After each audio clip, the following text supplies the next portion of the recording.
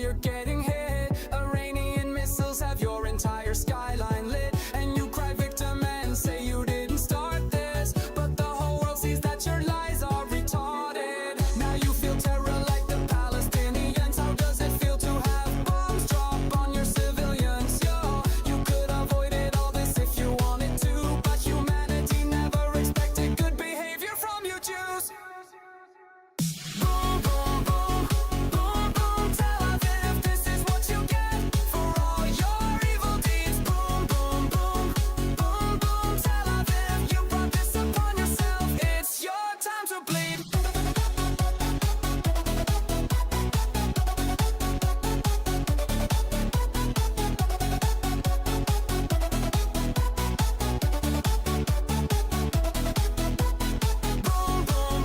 boom, boom, boom, Tel Aviv, this is what you get for all your evil deeds. Boom, boom, boom, boom, boom, Tel Aviv, you brought this upon yourself. It's your time to bleed.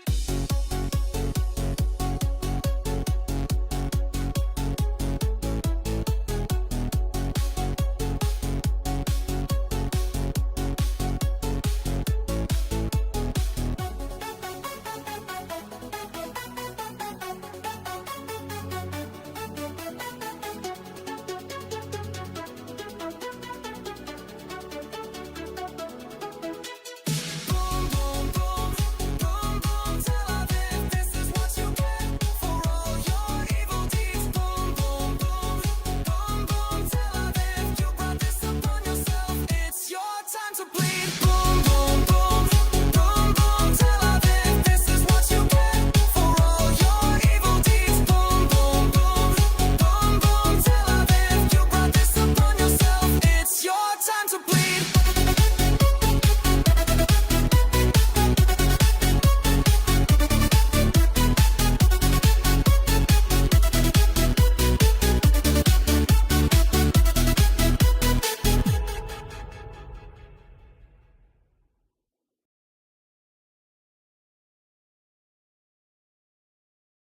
All right, guys. What's up? It is September 5th, and we are live.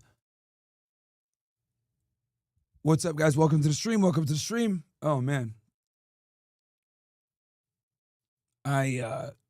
Super tired, but we're here anyway, guys. There's no excuses. Got to make things happen. As you guys know, we dropped the nuke earlier on two stupid fucking Canadians, as you guys know, right? Here, let me get some of these emblems up here. I had that OSS chat off for a second. Oh, shit. So, hold on.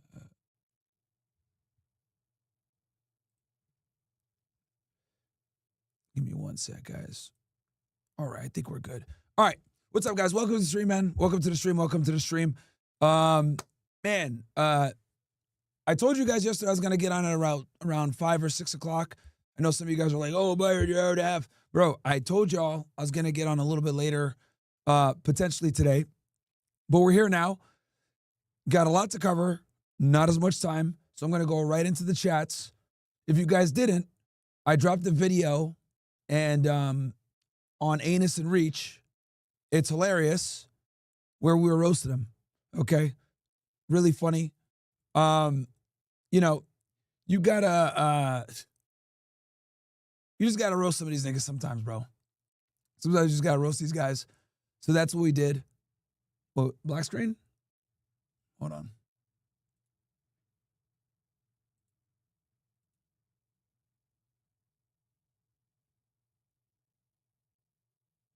Hold on, chat. Okay. Just making sure everything is good. I saw somebody in the chat put black screen. We good on Rumble? Yeah, we're good on Rumble. We're good everywhere. Okay.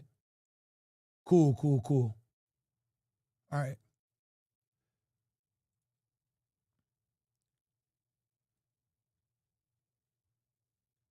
We're not live on X for some weird reason. It fucking gave me some bullshit.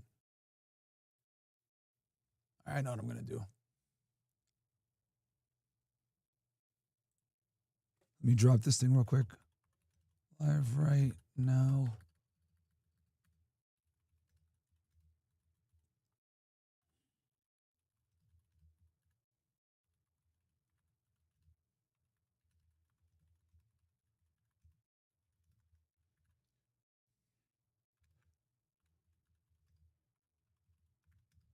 Yeah, I'm putting the stream links below. Give me one sec, chat.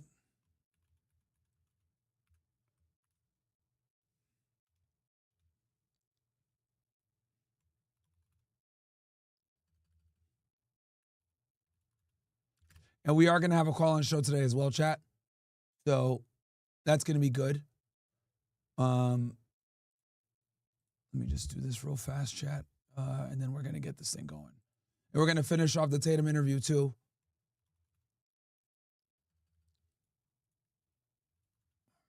Because we are going to have a call-in show today as well, chat. Oh, sorry. So that's sorry. YouTube, and then we'll even put kick in here. I got to put out the tweet, chat, because for some odd reason my shit was not working. Where? Yeah. Oh shit.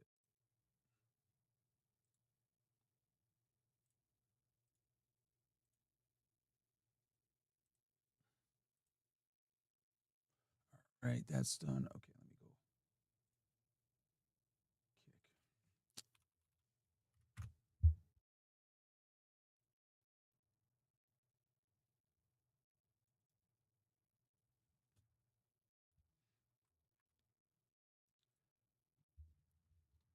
All right. Cool. Okay. Sorry about that, guys. All right, we're here. We're ready to go now. So yeah, let's go ahead and cover a couple of things. First thing I want to talk about, guys, is something that I saw this morning that really, really bothered me. Okay. Doesn't really have to do too much with today's show, but I want to bring awareness to this. I've talked about this little girl before, but I'm going to talk about her again. Okay. We're going to kick off the show with her. So let me pull this up for you guys.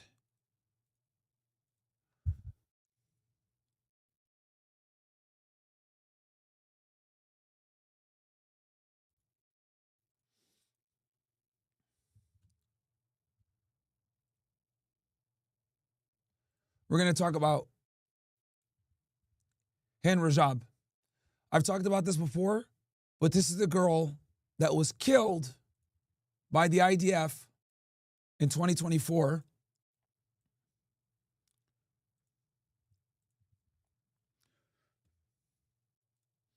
So here she is, Hind Rajab, born May 3rd, 2018, died January 29, 2024, was a 5-year-old Palestinian girl in the Gaza Strip who was killed by the Israeli forces during the Israeli invasion of the Gaza Strip, which also killed 6 of her family members and 2 paramedics coming to her rescue. I posted this on Twitter. Now, what I'm going to play next, guys, is really fucking disturbing. I'm not playing this to, fuck your day up, piss you off, be an asshole. I'm just going to play this. I'm going to let you guys see and feel a little bit of how I felt this morning when I came across this story. And the reason why I'm coming across this story is because there was a film that was released yesterday at the Venice Film Festival. And after the movie was done, everyone in the crowd stood up and clapped for 24 minutes. 24 minutes they clapped, right? A documentary showing her life. So I'm going to just play an excerpt from this. And people ask all the time, or people will say stupid shit to me. Oh, Myron, why do you go so hard on Israel? Why do you talk about XYZ? Why do you do it or whatever? Every now and then, right, I'll get annoyed talking about the topic and I'm like, all right, I'm going to do something else. Then I see something like this and then I remember, oh, I have to keep talking about this shit because they're still killing fucking children, right? Or, we're human beings. We might forget about things every now and then. But The fact that the people stood up for 24 minutes and clapped after watching this film tells you a lot. Anyway, and another reason too why I'm talking about this is because earlier today, guys, when I was on Twitter this morning, there was mass bombing today in Gaza, in the Gaza Strip. They're knocking down high rises, all this shit. Bro, I saw easily hundreds of pro-Israel accounts celebrating the knockdown of the towers. The knockdown of all the buildings in Gaza today. They were celebrating it. And I'll give you an example of what I mean by this. Look, these fucking Zionists are evil, bro. They're fucking evil. There's really no other way to describe these fucking retards. Is just what it is. You know, this is literally a fight, good versus bad, and the Israelis are the bad. I think at this point it's irrefutable that they are murderous, genocidal pieces of shit. Now, look, normally I'm able to control myself pretty well. I don't really get emotional, as you guys know. If I do, maybe it's some passion, making fun or whatever. But I'm going to be very honest with you guys that I'm extremely disturbed and angry at what the fuck has been going on. Because one of the things that really bothers me is like when kids are targeted and when kids die, right? You got kids going to the hospital asking the doctor to just kill them because the rest of their family is gone. Or you got kids saying, oh man, just end it for me. I'm in too much pain. What the fuck is going on? What the fuck is going on, bro? How is it that you got kids saying, oh yeah, you know, just end it for me because my family's gone. I'm an amputee, right? So I'm never going to stop talking about this shit. And sometimes I have to see very disturbing shit like this to put things back in perspective as to why you have to repeat yourself like a fucking broken record. And this isn't just the kids of Gaza, by the way. We're talking about the kids of Yemen, kids of Sudan. The entire Arab world suffers because of Israel's bullshit. And you know, this is what these guys do, right? So look at this. This fucking dumbass over here, Vivid Prowess, him and a bunch of other Israelis every fucking day, bro, post shit like this of buildings getting blown up. And they cheer it on. They literally cheer it on, by the way. They'll say some bullshit. This is a Hamas command center. Shut the fuck up. Nobody's buying that shit anymore, dude. Nobody's buying that shit.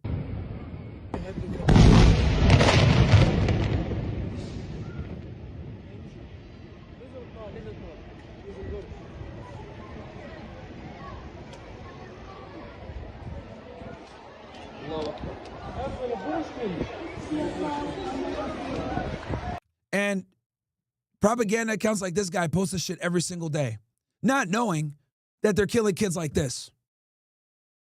The majority of the people that have been murdered are children, like this little girl here.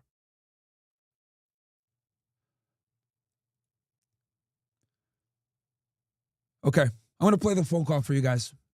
It's going to be disturbing, guys. It might fuck up your day. I ain't going to lie to y'all, man, but I'm going to play it because we need to talk about this type of shit. And then we're going to get into the geopolitical stuff. But out of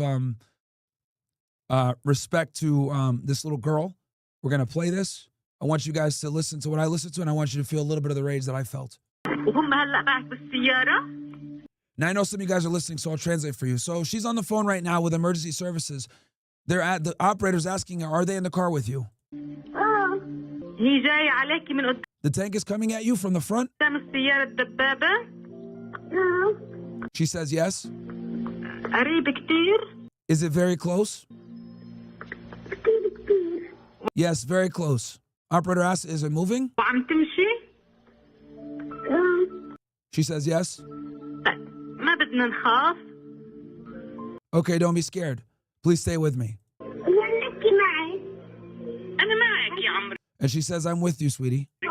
The Red Crescent got permission from Israel's Defence Ministry to send an ambulance to try rescue Hind, but as the ambulance turned onto Hind Street, explosions were heard and the line dropped. The paramedics were no longer responding. Hind was still on the call, alone and surrounded by the dead bodies of her family members. It was beginning to get dark. The Red Crescent had gotten her mother on the phone. They all did what they could to get her to keep talking, but she began to fall silent for long periods of time. When they asked why she wasn't speaking, she said, "Every time I talk, blood comes out of my mouth and makes my clothes dirty, and I don't want my mum to have to clean it." They told her to stay in the car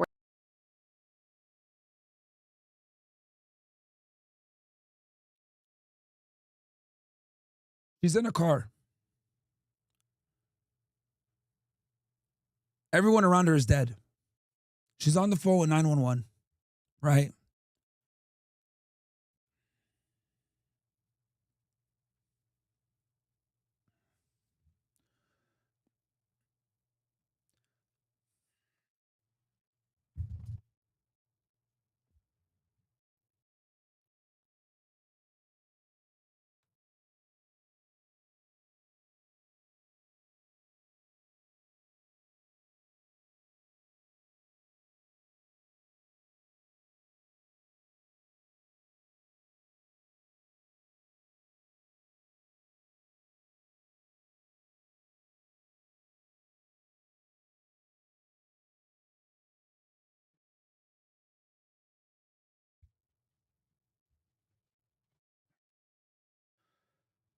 She's on the phone with 911.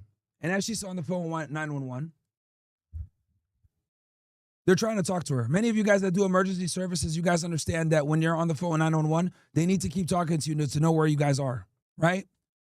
And what happened here is she said, oh, I can't talk because every time I talk, blood comes out my mouth, and I don't want to get my clothes dirty because my mom has to clean it.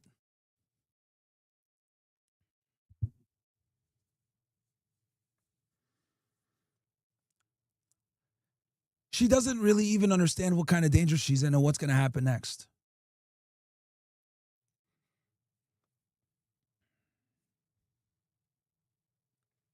Where they could find her, and that if night comes and they still haven't arrived, she should close her eyes so she doesn't see the tanks. So now it's about to be nighttime, and she says it's almost night. I'm scared.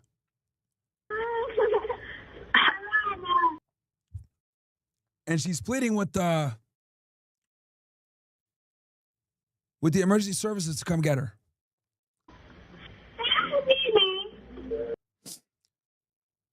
And then the operator tells her, darling, I swear if I could, I would come get you. حبيبتي والله لو بإيدي لأجيكي.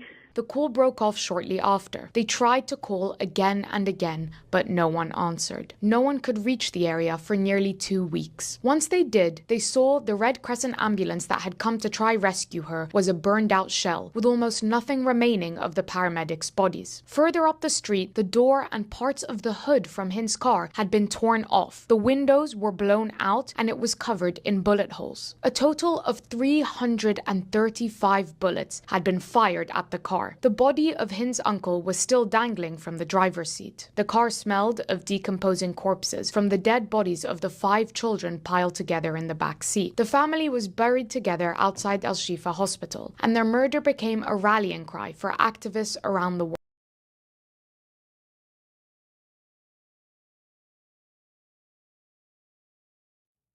Look, guys, I know some of y'all are probably like, what the fuck, man? I don't really have words, man. Like, this shit is fucking awful, bro. I've talked about this before, but I think this is something that we should always be bringing up. So yeah, fucking crazy, bro. Absolutely nuts. But anyway, the film debuted yesterday. They gave it a 24-minute standing ovation. Maybe we could watch it on stream one day when it comes out publicly. But yeah, bro, this is fucking wild, man. So I want to start the broadcast off with that because I do think it's important that people understand what the fuck is going on. And the what you guys got to also understand is that this is just one story.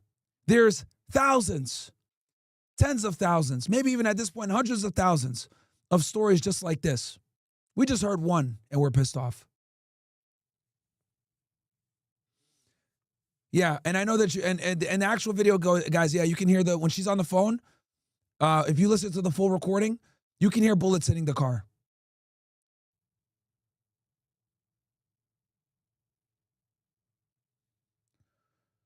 Obviously, I don't think it's appropriate to play that, so I just want to play a little snippet for you guys. But the part that bothers me the most is She didn't want to keep talking with the 911 operator because she didn't want to get her clothes dirty and she didn't want her mom to have to clean the blood. If that doesn't show the innocence of a child, I don't know what else does. She had no idea what was going on.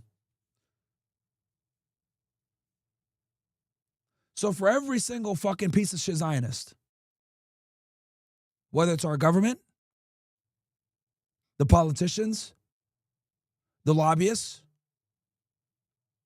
the tech wigs, the oligarchs, all these fucking scumbags that lobby to get us to contribute to the evil state of Israel, fuck you, honestly.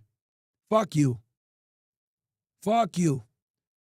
And I feel absolutely horrible that our tax dollars contribute to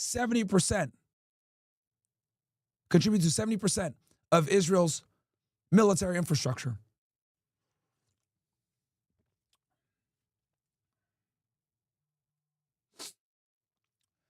So, yeah. Anyway. Yeah, guys. Her name was Hind Rajab. Don't forget. All right, let me read some of these chats here. She also has a foundation as well. I'm going to donate to it. You guys don't have to. But if you guys care, here it is right here. The Hind Rajab Foundation. Right?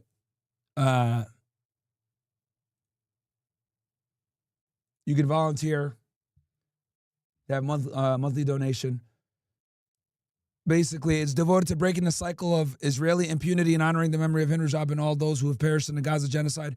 We are driven by a profound commitment to justice, seeking to hold perpetrators accountable.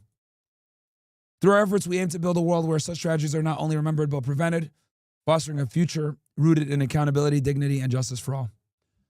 So, I'll drop the link here. If you guys want to support the cause, I'm going to donate myself. You guys don't have to, obviously, but just want to let you guys know.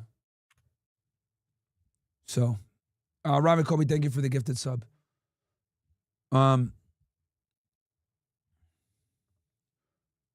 Keon Blake, like the video. Appreciate that. Adam Russell, WSS, FJTube. Oeve says, Myron, have you heard about the 7 politicians suddenly died before the election? No. The Anderson Reach video clip you released today was incineration. I appreciate that, man. I appreciate that. What's up, big homie? Make sure JTube is 100% engagement. All times are cut the brokies. Big ups to you and Frank. Thank you, bro. Myron, Prophet Moses went 40 days to get the Torah, and when he came back, the J worship the bull. Yeah, I did hear about that story. Manichean says that phone call clip needs to be pushed on Instagram yesterday.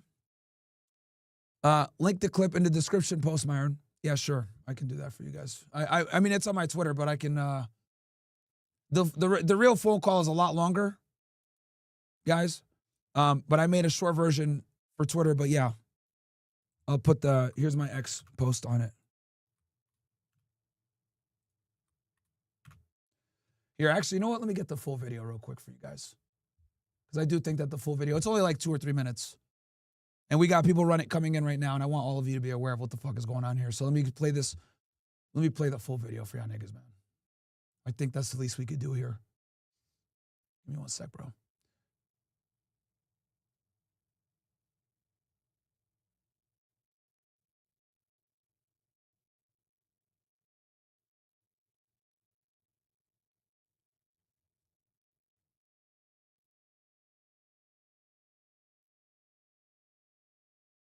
I'm pulling it up right now.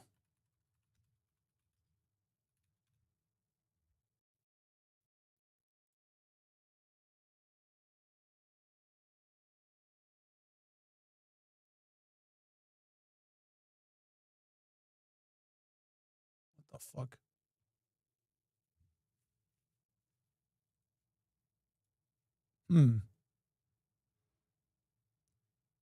All right, so for some odd reason now I can't find the video. What the fuck?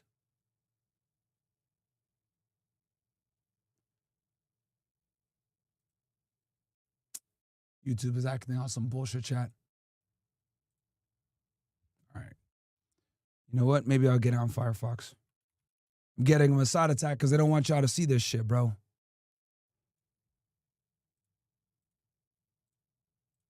Hold on.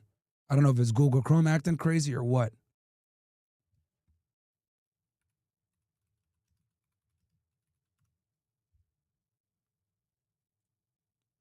What the fuck? Bruh.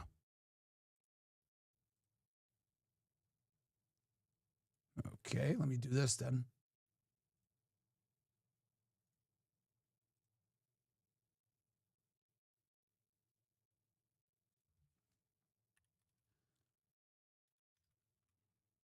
Sorry, guys. I don't know why the hell this shit is. When I am clicked on a video while logged into Myron Gaines X, it says nothing to see here, some shit like that. Like, what the fuck? I guess they don't want you guys to see this. Now we definitely got to pull it up.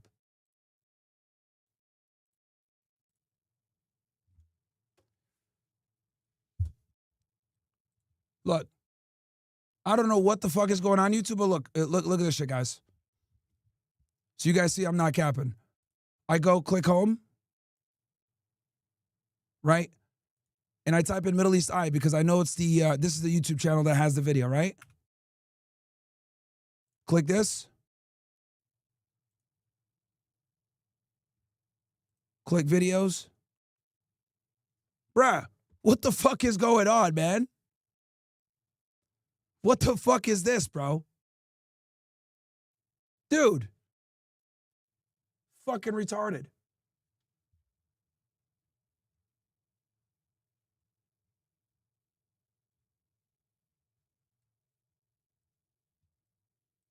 Let me try this.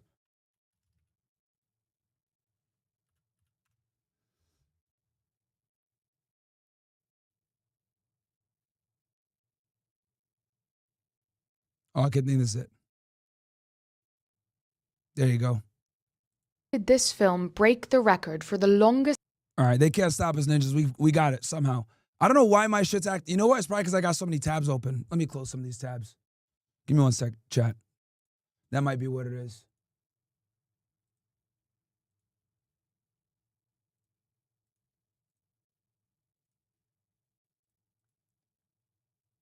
Closing some of these tabs right now, chat.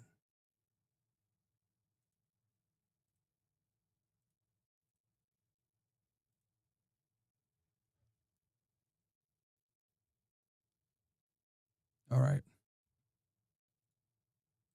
Standing ovation at nearly 24 minutes. And who is it about? The film, The Voice of Hind Rajab, premiered at the Venice Film Festival on Wednesday. It tells the story of Hind Rajab, the 5-year-old Palestinian child who became a symbol of Israel's atrocities in Gaza. Her story began on January 29, 2024, when Israel's military told residents of Gaza City to evacuate immediately. So Hind's family got in a car and began to drive north. But a few hundred meters later, they stopped. Hind's 15-year-old cousin Leanne called her uncle to tell him they were surrounded and Israel's army had opened fire on the car, killing everyone inside apart from her and Hind. The Palestinian Red Crescent Society, or PRCS, made contact with Leanne that afternoon. الو مرحبا.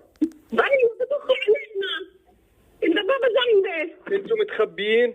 في السياره احنا جنبينا الدبابه. انتم جوا السيارة؟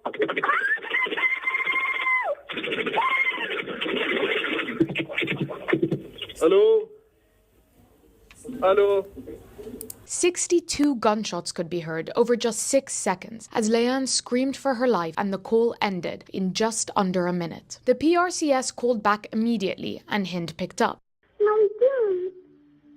ميتين؟ وهم هلا معك بالسيارة؟ هي جاية عليكي من قدام السيارة الدبابة؟ قريب كتير؟ كتير وعم تمشي؟ طيب ما بدنا نخاف. خليكي معي. أنا معك يا عمري. The Red Crescent got permission from Israel's Defence Ministry to send an ambulance to try rescue Hind, but as the ambulance turned onto Hind Street, explosions were heard and the line dropped. The paramedics were no longer responding. Hind was still on the call, alone and surrounded by the dead bodies of her family members. It was beginning to get dark. The Red Crescent had gotten her mother on the phone. They all did what they could to get her to keep talking, but she began to fall silent for long periods of time. When they asked why she wasn't speaking, she said, "Every time I talk, blood comes out of my mouth and makes my clothes dirty, and I don't want my mum to have to clean it." They told her to stay in the car where they could find her, and that if night comes and they still haven't arrived, she should close her eyes so she doesn't see the tanks.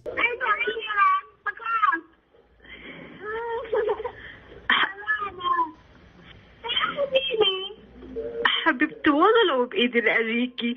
The call broke off shortly after. They tried to call again and again, but no one answered. No one could reach the area for nearly 2 weeks. Once they did, they saw the Red Crescent ambulance that had come to try rescue her was a burned out shell, with almost nothing remaining of the paramedics' bodies. Further up the street, the door and parts of the hood from Hind's car had been torn off. The windows were blown out and it was covered in bullet holes. A total of 335 bullets had been fired at the car. The body of Hind's uncle was still dangling from the driver's seat. The car smelled of decomposing corpses from the dead bodies of the 5 children piled together in the back seat. The family was buried together outside Al-Shifa Hospital, and their murder became a rallying cry for activists around the world. Students raised awareness about Hind on university campuses worldwide, and the Hind Rajab Foundation was set up to prosecute Israeli soldiers accused of war crimes internationally. When Tunisian filmmaker Kauthar Ben-Hania heard the audio recording of Hind, she decided to drop everything and make the film, saying, "I cannot accept a world where a child calls for help and no one comes." She got the full 70-minute audio from the Red Crescent and testimonies from Hind's mother and others who had been over the phone, reconstructing the story. Once it was underway, names like Brad Pitt, Joaquin Phoenix, Rooney Mara, Jonathan Glazer, and Alfonso Cuarón signed on as executive producers. It was then nominated for the Golden Lion, the highest prize given to films at the Venice Film Festival, to mark important contributions to cinema. In a time where people are constantly exposed to short bursts of violence and suffering online, Ben-Hania focused on the retelling of violence through Hind's voice rather than video. In this way, she said, cinema can preserve a memory and cinema can resist amnesia. The movie, a simple story about a child being trapped alone and no one coming to rescue her, may do exactly that.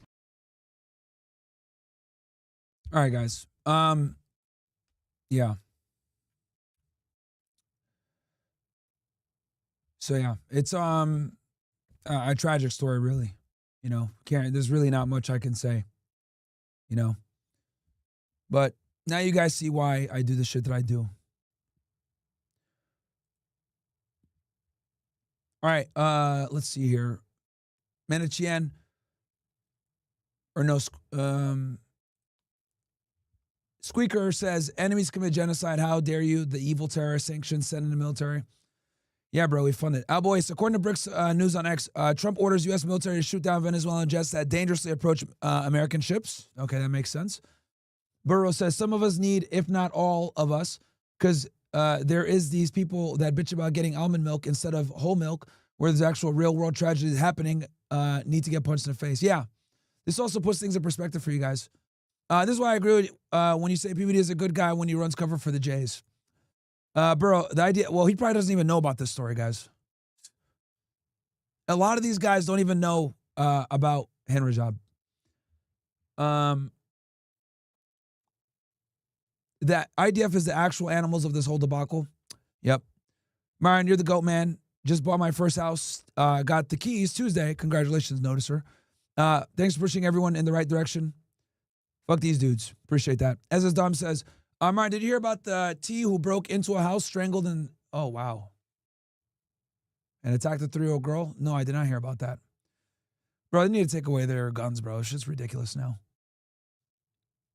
Knowing what we know, how can us, the people of the U.S., keep holding back their rage-induced violence, knowing what Israel is doing? The level of anger that some of us have is very hard to contain. And well, you got to be calm, bro. You got to be calm. You can't use violence, right? Because that's what they want you to do. That's how they're able to push this bullshit legislation of anti-Semitism.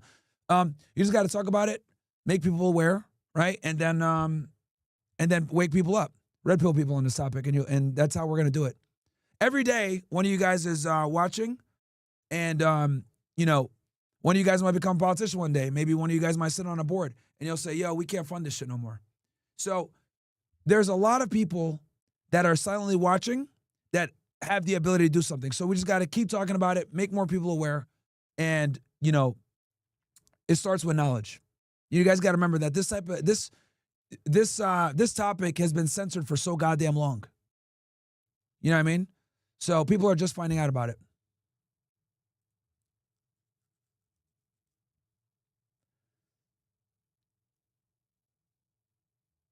Minishin says, I'm perma-banned on Twitter. Yeah, Twitter sucks, bro. I hate Twitter.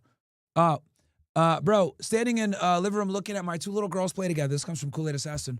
While my girls is pregnant with another one on the way, and hearing this, fuck, words will never be enough to describe what goes in my mind every time my kid gets hurt. I can't even fathom losing them. Fuck Zios, and honestly, fuck Trump and every other bought and paid for fucking politician. I hope all of them run now. They probably didn't even know about this story, bro. The way my heart just dropped for this absolutely deplorable, she may rest in paradise.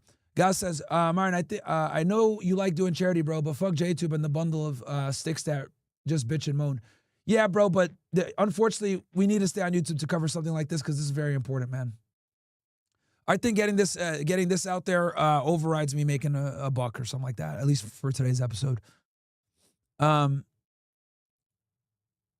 Alexia says, you should do an episode or a small segment about the chick that lied about Zerko, went dark, no, destroyed, blah, blah, blah.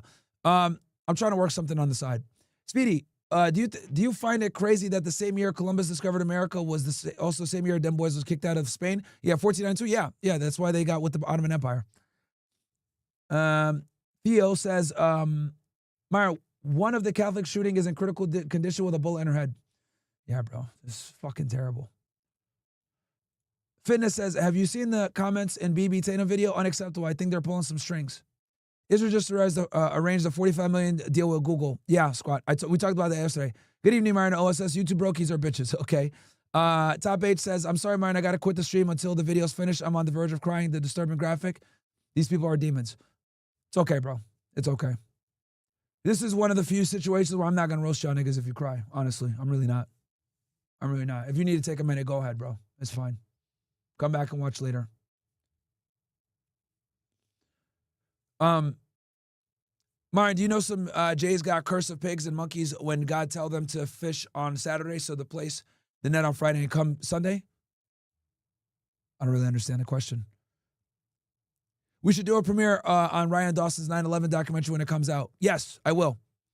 And he says RIP to Hind Rajab and her death. Yeah, we're gonna. She died in 2024, but we're going to make sure that people don't forget. So, okay. Thank you guys for the support, bro. Again, there's a Hind Rajab Foundation. I put it on screen for you guys. I put in the chat. If you guys want to donate, support.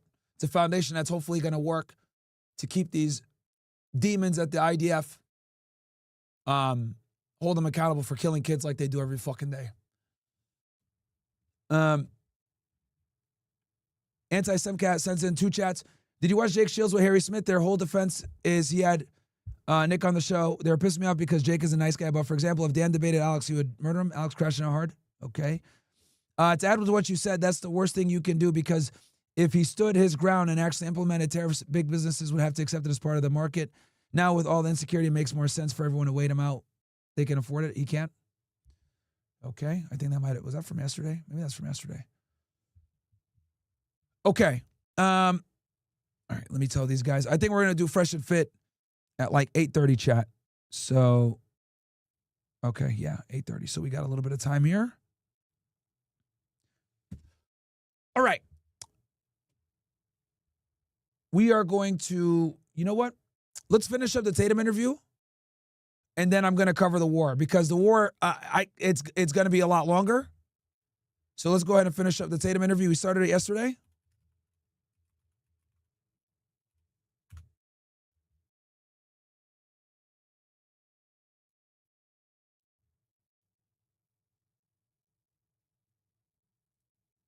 Prime Minister Netanyahu, welcome to the show. Thank you for coming on. I know that you All right, guys where had were we? some crazy circumstances going on over I think we left off right around here, chat. the incident that occurred. So in the feed zones, where obviously Israel is feeding Gazans during the wartime, there's accusations that IDF soldiers are shooting and killing indiscriminately people at the feed zones. The UN, I think, reported that there was 1,300 people that have been killed by IDF soldiers. It was reported that there was an IDF soldier that made mention, allegedly, that he had orders that to shoot any of the civilians, whether they were combatants or not, that they could have free reign to shoot these civilians, and that's why civilians have been shot. Now, obviously, I don't see the verification process in that. I don't know if they actually verified thoroughly if this IDF soldier actually said what he said. But with that being out there, you know, what is your response to people that are saying IDF is killing people as they go to the places that they are supposed to be served food? That's false. First of all, since the beginning of the war, I said we have to let in humanitarian aid because we have no quarrel with the civilian population, although I have to say many civilians joined. Guys, they were sending in like maybe 20 trucks a day when to feed a population of that size, they need like 500 a day. The So that's another lie. October 7th massacre and came and hacked our women, our children, horrible things that happened. But in general, That's not true. People died on October 7th. Correct. But a lot of those people that were killed by the IDF due to the Hannibal Directive, which I've talked about before, right? We know for a fact 600 people, we don't know how they died. We know 400 that died on October 7th were IDF, which means they're enemy combatants. Then we know that the Hannibal Directive killed another 200. So that's 800 gone from the 1,200. That leaves us with roughly 600 people left. Okay? Of those 600 that were left, we do not know who was killed by the IDF versus who was killed by Hamas. We don't know to this day. Because Israel will not allow anyone to go in and do an investigation. Same thing with the mass rapes. There's been no conclusive proof on the mass rapes. Obviously, the beheaded babies and the babies in ovens, those were proven a lie. The idiot that passed that lie down was a guy named Yossi Landau, the Zaka organization owner. He was the one that was running around saying, oh yeah, I see babies cut out of stomachs and shit like that. Why do you lie like that? Because his foundation got $13 million in sympathy funds. no, you do everything you can to avoid civilian casualties. You don't want to, a 3-year-old child is not a terrorist, obviously. So I said, listen, we got to feed. Yeah, but the IDF is still shooting at them. Like we saw a second ago with Hind Rajab. 355 times shot at a car. Put in the humanitarian aid, and we did. And but a few months ago, something happened. Hamas was looting the food trucks at gunpoint. All right, this is a lie. Something around the lines of about 1% of the food has been stolen by Hamas, like he claims. This is simply not true. They were shooting the drivers. They were taking the food. They took the lion's share for themselves, and the remainder they sold at exorbitant prices to the Gazan population. So they were actually stealing food from their own people. And so we thought, hey, we got to stop this. So we stopped the food trucks and then made our own distribution points that would go around the Hamas terrorists and give the food directly to the people. What happened was that Hamas interdicted that too. And they started firing at our people, and our people fired in response. This is all lies, bro. This is all fucking lies, man. This is all lies. Also, distributing food via the military is like fucking illegal. There's like international law against that. So that's how civilians got killed. They fired at our people in the distribution points, which were, by the way, manned by... The military isn't even supposed to be there at the fucking distribution points, man. by Americans. And they were in danger of loss of life because of these Hamas attacks. So in this exchange of gunfire, civilians died. But if Hamas hadn't done this, nobody would have died. We were there to give food. Since that, went awry, I decided, all right, we'll continue trying to distribute food through these separate American-run locations. But I'm going to let the food trucks in anyway, and I know Hamas is going to steal the bulk of it, but I want food to reach the population. So here's what happened. Food prices plummeted. They just plummeted because now there's, it's a market force. If you have a lot, even though quite a bit of it is stolen, the prices go down, people have food, and in order to continue the lie, they brought in, I don't know if you saw these pictures, Brandon, of these 3 children, one in the cover of the New York Times, looks like a starved baby. It tears your heart out. The mother is not emaciated, but the child is. She was wearing a fucking whole thing. How would you know that? Or she's not emotional. I could tell. Turns out he has cerebral palsy. And this is something that you guys are gonna notice. They're gonna say, "Oh yeah, the kids." He's referring to the New York Times. The New York Times ran an article, right? This is what he's talking about.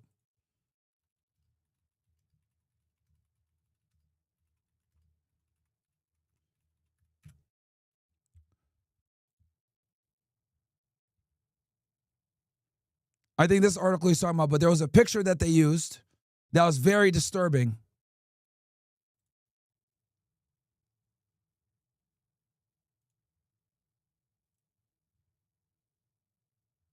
I think this was a picture, right? Yeah, there we go. Boom. This is a picture right here. Let me see if I can make it bigger for you. And he said, "Oh, this kid has cerebral palsy." Bro, let's assume the kid does have cerebral palsy. You guys are, 2 things can be true at once. You guys are still starving them. But again, classic Israel deflection. That is, it's congenital. The other 2 children, which I think 2 of them we took out to be treated, also have congenital diseases that make them emaciated. And there's a very simple thing. I mean, a lot of this is staged. Fucking cat, bro. That's not going to make them emaciated. There was deprivation, but there was no starvation policy. And the only one... Of course, they're not going to actually put it in writing, having a starvation policy, because that would show that they're trying to eliminate them. They don't have to put it on paper. Yeah, we're going to starve these people. No, you just limit the aid. You limit the fucking medical supplies. You limit the food. Bro, many of these IDF people literally say it themselves. Look, let me show y'all niggas what I'm talking about. Look, you guys know me. I show you guys the fucking receipts.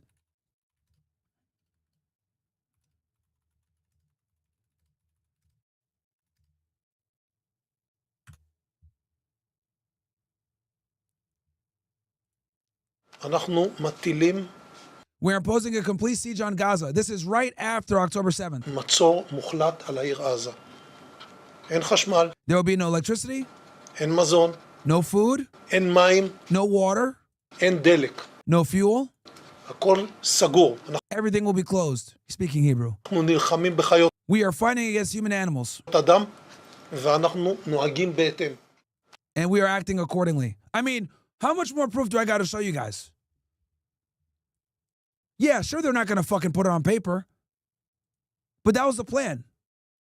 The ones who were deliberately starved are our hostages. Did you see this picture of one of our hostages, totally emaciated? And you see the arm of his Hamas captor, the guard who's keeping him, torturing him, corpulent, thick. I think Ambassador Huckabee, America's ambassador to Israel, he said that the only diet that these Hamas should go on is an Ozempic diet because they're so fat, So that's really, again, this reversal of truth that goes on. Yes, there was deprivation of food because of Hamas interdiction of the food trucks. Yes, there were incidents because of Hamas firing at the distribution points that we set up. And I have to tell you, Israel has the most moral army and also I always laugh when they say that shit. But above the army. And I stand with our soldiers. I mean, they're the most moral soldiers in the world, none more moral, I could say. And just as America investigates its own forces when necessary, so does Israel. And Prime Minister, I find it interesting. Yeah, so yeah, they investigate their own people. Like when they killed those aid workers. Remember, guys, when I showed you guys a clip of them killing a bunch of aid workers? Let me show y'all this. Look at this shit.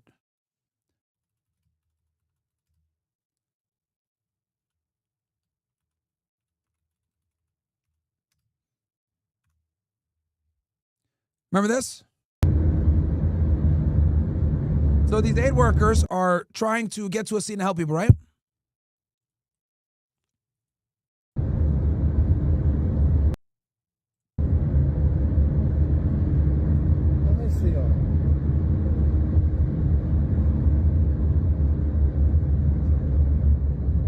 So they're looking for missing people. As you guys can see, they have all their lights on and clearly identified vehicles, right? So the IDF said shots were fired because the vehicles were advancing suspiciously without headlights or emergency signals.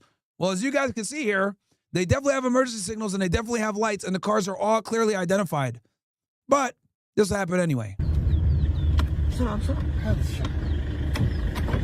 So the guy that's in the car, he's telling the other dude, "Surah, surah." That means fast, fast. Let's go, right? So they park and they get out.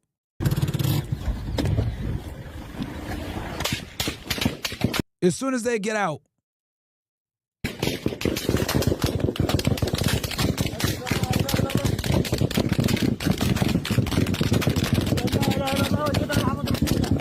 as he's dying, he's saying the shahada because he got shot and he knows he's gonna die. It's his last prayers.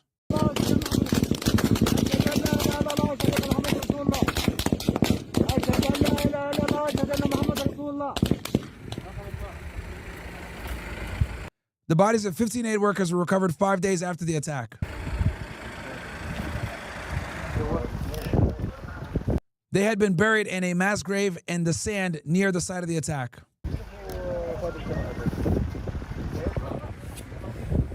They're found buried with their uniforms on.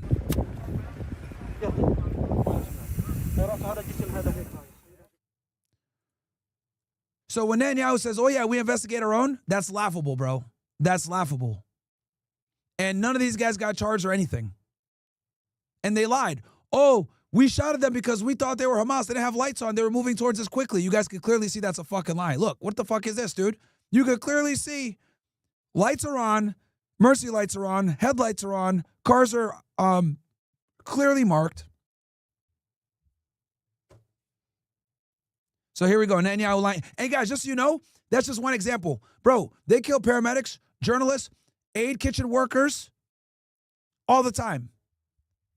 That's just one example of that I'm showing you guys where they're not going to investigate their own, bro. It's bullshit. That the public or people in the media don't get. And obviously, Officer Tatum doesn't know any of this shit, right? He's going to this interview blind, listening to what this nigga's saying. This, what you're saying. It's clear as the noonday sun to me, some of the things that you've alluded to. There's an accusation of a genocide that's occurring. And I'm not sure if people don't understand what a genocide is, but people are saying that Israel is committing a genocide against Gazans, against Palestinians. Oh, man, let's see what he's going to say to this one. Let's see what he's going to say to this one, bro. The West Bank, although the population numbers have grown, you know, although I've never seen a genocide performed where you... The numbers have not grown at all, okay? After October 7th, we have roughly 100,000 to 300,000 people missing. Before October 7th, Gaza was somewhere around 2 million to 2.3 million. Hundreds of thousands of people are missing. Feed the people who you're trying to genocide and give them leaflets and notification to exit. And I've never seen these things. So I'm yeah, because they're an occupying country. So they must provide aid, humanitarian aid. They must. This isn't a courtesy of what it is. Shocked that the media continues to cover it this way. How do you and the PR of Israel improve to this point where the information that's true can be disseminated properly? Because I just don't understand how the Palestinians and the, not just Palestinians, but the Hamas, you know, some of the news outlets are just pitching lies every day. The emaciated children with no rebuttal. Let's see what Netanyahu says to this. They're lying about a genocide. They're showing all these videos that this is why I wanted to do this interview and get it out there, because I have not seen a legitimate video of some of the starvation claims. Not one of the bombs and any of those things. So how does Israel help themselves or help you guys with PR to get the Bro, ain't no way. truth out instead of a bunch of lies? Well, listen, we've been fighting a seven-front war against Iran, a murderous regime that calls for our destruction with all the... Oh, and by the way, guys, I'm going to give you guys the best breakdown on this conflict with Iran and what led us up to this war after this interview, by the way. So I hope you guys are fucking ready, okay? It is going to be, I'm going to go, because here's the thing. I've told you guys this before, I'm going to say it again. Israel always starts the conflict at October 7th. It started way before that. So what we're going to do is, after I do this interview, I'm going to go ahead, guys, and we are going to systematically work through every part of the escalation ladder that led to the conflict that we have now that's going to inevitably lead to the war with Iran. Okay? We're going to go through it. We are going to go through it in detail. These proxies who call for our destruction, who massacred our men, beheaded our people, raped our women, and then murdered them. Bruh, more hasbara from these guys, man. More hasbara from these guys. Horrible. Burnt babies alive There were no mass rapes like they claim. and took... If anything, it's the Israelis that raped the Palestinians, if we're going to be all the way honest. And we got it on video. You guys want to see? Not the actual grape, but look at this shit. See, I got to show video.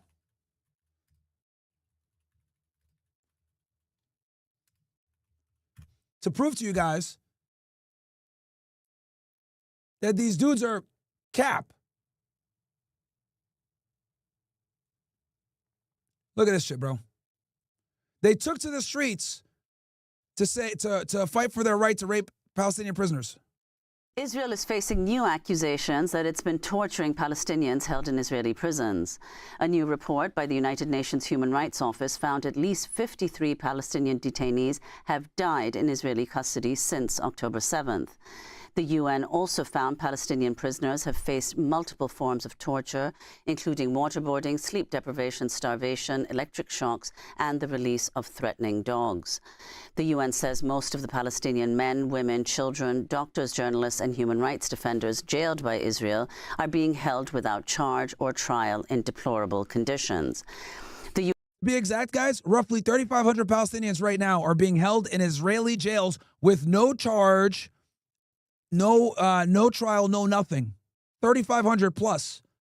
The UN report was released on Tuesday, a day after a group of far-right Israeli protesters, including members of the Knesset, broke into 2 Israeli military bases in an effort to prevent Israeli military police from detaining 9 soldiers suspected of torturing Palestinian prisoners. Now, guys, I want you guys to understand what the fuck is going on here. So there's several prisons all across Israel, right? At these prisons, they torture the Palestinian guys, they sodomize them, they do horrible things to them, right, to demoralize them. Some of it was caught on video, okay? When it was caught on video, obviously it went viral and it put pressure on the Israeli government to arrest the soldiers involved. When the police came to arrest individuals that were graping these Palestinian prisoners, these fucking crazy people broke into the military bases and tried to stop the soldiers from, tried to stop the police from arresting the soldiers.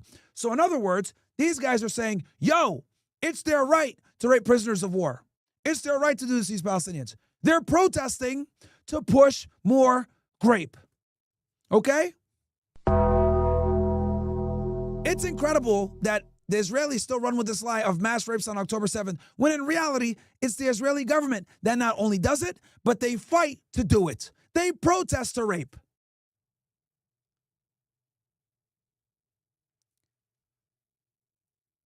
There is no credible evidence of mass grapes on October 7th. No DNA, no nothing. They went off of how some of the bodies were left post-mortem. But like I told you guys before, that's easily explained. Because Israeli organizations like Zaka, run by Yossi Landau, they were the first ones on the scene to see the bodies. And what they did was, when they saw the bodies, they would manipulate the bodies in a way to make it look as some of the victims were sexually assaulted, to create more atrocity propaganda. And Yossi Landau did this so that he could get more money.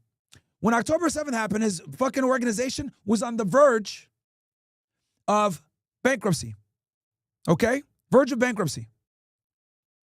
Also, you guys need to understand, Jewish law when it comes to the burial of people is a very sacred process. So the body needs to be handled in a certain way. It needs to be buried immediately. So this guy, Yossi Landau, was there before the IDF got there, before the Israelis got there, etc. It took about 4 hours for the Israelis to respond on October 7th. Sorry, guys. The beep comes from MyronGainsX.com. I got to fix that.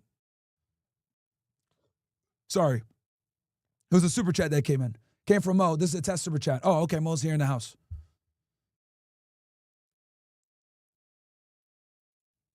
Prisoners. The 9 soldiers are reportedly being investigated for gang raping a Palestinian prisoner at Sdei Taman, a facility where prisoners Sdei Taman is one of the worst prisons in Israel. From Gaza say they've been routinely beaten and tortured. We're joined right now by 2 guests who've been following this story closely. Diana Boutou is with us, Palestinian human rights attorney, former advisor. I think you guys get the idea. Hundreds of hostages, innocent people, grandmothers, grandchildren, Holocaust survivors. And, one of the things that I've been very active in is to get our hostages out. We got 207 out of 255. We intend to get them all out. But yeah, they lie all the time. So how do you combat the tsunami of lies? That's the 8th front. There's a severed front war against Iran, Hamas, the Houthis, Hezbollah, and so on, and we're winning that war. But the war of I got a retard in the chat. Myron, continue streaming on YouTube. This ain't even your main Fresh and Fit channel. Don't be a bitch and cancel the stream. Fuck you, nigga. If I want to get off YouTube, I'll get off YouTube. Shut the fuck up. Don't tell me how to run my shit, you bitch ass nigga. I don't get paid to be on YouTube. This is all for free, you stupid fuck. Unlike all the other favorite creators like Anus and Reach. I'm doing this shit because this shit is that important. But you ain't gonna tell me what to do, you bitch ass nigga in the YouTube chat. information, you're quite right to point out, that's a tougher battle. It's a tougher battle because there are now these, the propensity to accept the Hamas lies, its statistics, its fake pictures, its the whole fake scenarios. That's maybe built into most of the Western press, not all of it, but most of it. But there's another thing. There's the abuse of the social media.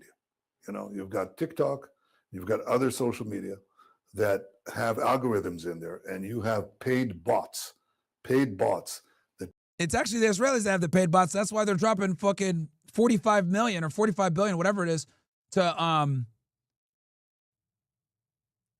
manipulate and push Israeli propaganda. Bro, every confession is an accusation.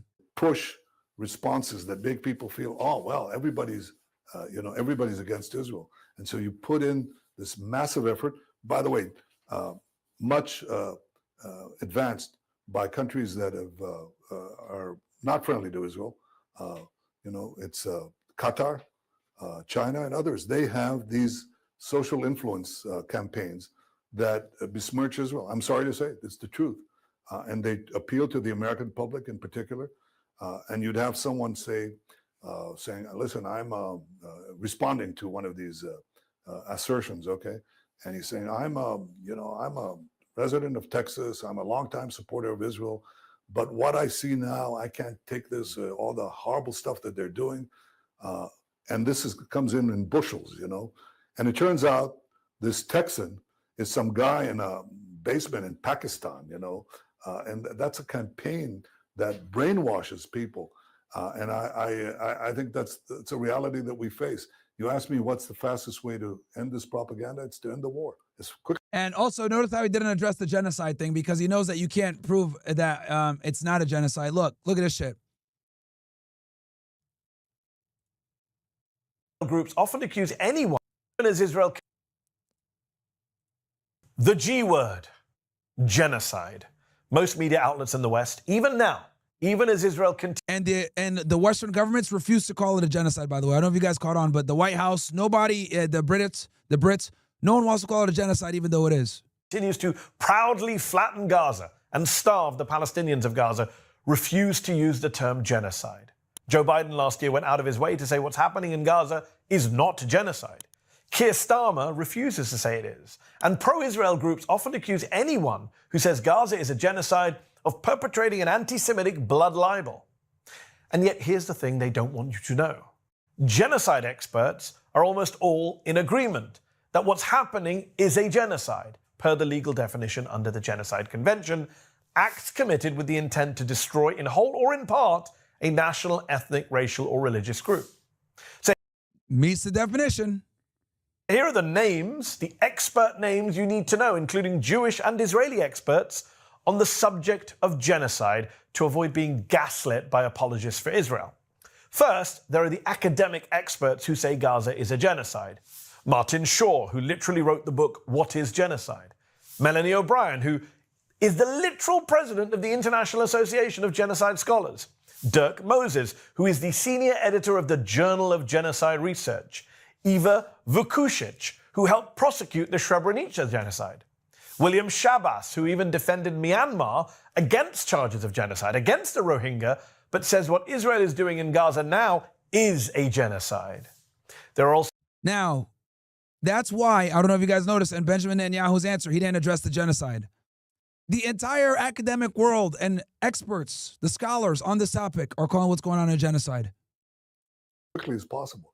And that's what I'm trying to do. We've dismantled most of the terror axis. We still have, two strongholds of Hamas in Gaza.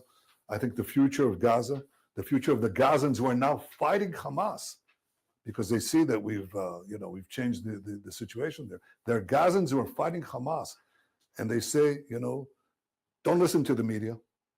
Finish the war. We want to have a free Gaza, a Gaza free from Hamas, free from their tyranny, free from the horrible terror that they impose not only on us, on the civilian Israelis, but also on us, Gazans, who disagree with Hamas. So that's happening more and more. And yes, I think we have to win this. First of all, win the war on the ground. Then you have a shot at winning the information war. But it's a long struggle. I don't want to in any way minimize it. But eventually, truth has a tougher job than lies. Lies circle the earth 100 times before a glimmer of truth can emerge. But ultimately, it does. And I believe in this. We have truth on our side, and our compass is courage. And we have both. And we'll fight, and we'll win on that front too. And Prime Minister, and this is just my personal opinion, I think there's a deeper connection with America and Israel. It's deeper than just an ally. It's deeper than just federal Here we go. funding, taxpayer dollar that we spend and send to Israel, although we get probably 75% of that back with the agreement that we have. It's bigger than that. I think it's spiritual. I literally know for a fact I'm going to get killed on social media for doing this interview. Yeah, because you asked a bunch of bullshit questions. We get killed by bots from Pakistan. Right. Bro, it ain't bots, man. It ain't bots. It's real people that are tired of seeing the bullshit, bro. That's what you're exactly. That's what we're going to see. Because the interesting thing is that it's funny that I get a lot of negative comments, but I get a lot of followers at the same time. So it seems that Night Owl says Anthony Aguilar said one truck only feeds about 100 meals, 103 meals a day. At the start of the ethnic cleansing, he said there were over 300 food sites. Now there's only 12. If I remember correctly. Yes, absolutely. Shit's all cooked. the negative comments don't reflect that wasn't Mo, how guys. people are actually receiving the information, which lines up to the bot scenario. But I think it's deeper, Prime Minister. I think that there's a spiritual, a godly connection between the two countries. And bro, using religion as the reason is bullshit, because at the end of the day, bro, let's be very clear about this. The Jewish faith does not look or accept at Jesus Christ's divinity, okay? They got him killed. That's a fact. They looked at him as a sorcerer. That's a fact. Anything that, has this bullshit about, oh yeah, you got to bless the Jews, also this shit, 9 out of 10 times is bullshit dispensationalism. I did a whole episode with my guy Andrew Wilson about this. As you guys know, Andrew Wilson is a devout Orthodox Christian, and he explained a lot of this stuff for me. How this whole America stands with Israel from a religious perspective, it's a bunch of Zionist fucking propaganda bullshit. It's they use dispensationalism to justify the political alliance that we have with this fucking rogue nation state or whatever the fuck it is. I'm a big advocate for Israel to exist and for us Americans to do whatever we can. Yeah, a useful idiot, bro. A useful idiot. To allow Israel to be. And mind you guys, Christians spit like a kid spit on one of his pastors when he went to Israel, bro. Like what? Here, let me show you how niggas this shit, bro. Look at like yo, this is insane. This is fucking insane. All right, they got the clip here somewhere. I'll show you how niggas, bro. This shit is wild. Shout out to my guy Myron Gaines X. It fairly in Israel, and then we'll get to some of the Christians that are in Gaza. Well, first of all, The Christians. The reason why And immediately after one incident, chosen people and above reproach. Look at this. and we had an incredible time. He's talking about when he was in Israel. Had only one incident where a small child spit on one of the pastors. And immediately after, We had one incident. See, I'm telling you, bro, you can't avoid it. I'm telling you, bro, these fucking Jews don't respect nobody. Nigga, like what, Brandon? Bro. Incredible, bro. The cope is wild. be safe. You know, what is your thoughts on this? Because you're coming from a position as the prime minister. You know, do you think it's a spiritual connection or it's just business at the end of the day? no.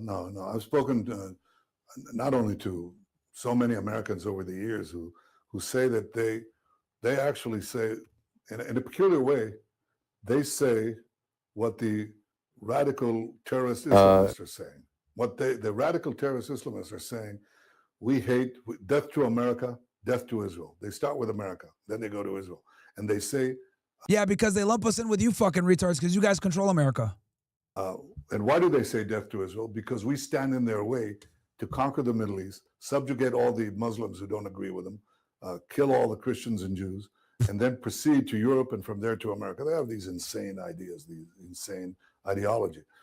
And Israel stands in their way. And what they say that Israel is the small Satan and America is the big Satan. And we just are closer to them. So they want to kill us, but eventually they want to kill you. Why? Because we stand for a different idea. We stand for the idea of liberty. We stand for the idea of the sacredness of individual life. Liberty? Well, you have millions of people under occupation that have no fucking self-determination? Yeah, that makes sense. Liberty. And the rights of individual. And I've shared that so often with President Trump. He's been just remarkable in supporting Israel through thick and Yeah, that's because the Adelsons gave him $300 million and he was facing 4 criminal cases. And if he did not become president of the United States, he was going to go to jail and die in prison. He had no choice but to take that fucking money. thin. He joined us in the in this precision attack on Iran's nuclear facility, which ultimately is aimed at America. And he's just been terrific. But I find this echoing among many, many Americans who've not been, diverted with the false propaganda against Israel. Remember that. So his argument about why we have this connection with Israel basically is weak. What did he tell you guys? Oh, we stand in the way of jihadists and terrorists. Well, here's the thing people got to understand. If it were not for our interventionist foreign policy where we invade, destroy, bomb, assassinate, and decapitate regimes all across the Middle East, we wouldn't have beef with the Middle East. Guys, in the World War II era, okay, post-World War II era, we got along with the Arab world just fine. It was the creation of Israel that created all the fucking problems for us. And a lot of politicians from back in the day actually did not want the state of Israel to be created because they knew it was going to lead to problems later on. John F. Kennedy understood this, and he was told this on his way into the White House from Eisenhower. Eisenhower warned him, yo, they're trying to get a nuclear bomb. There's going to be problems. When they do get the nuclear bomb, it's going to create an arms race all across the Middle East and lead to more destabilization. He was fucking right. And when Kennedy went ahead and put pressure on the Israeli government and Ben-Gurion about their nuclear program, their illegal nuclear program, by the way, he avoided them for months. And then he magically resigned all of a sudden. And just to let you guys know how we get no benefit from working with Israel, here's a former U.S. president to show it. There ain't no cap in my raps, niggas. You make the observation This is Richard Nixon, an interview from 1992.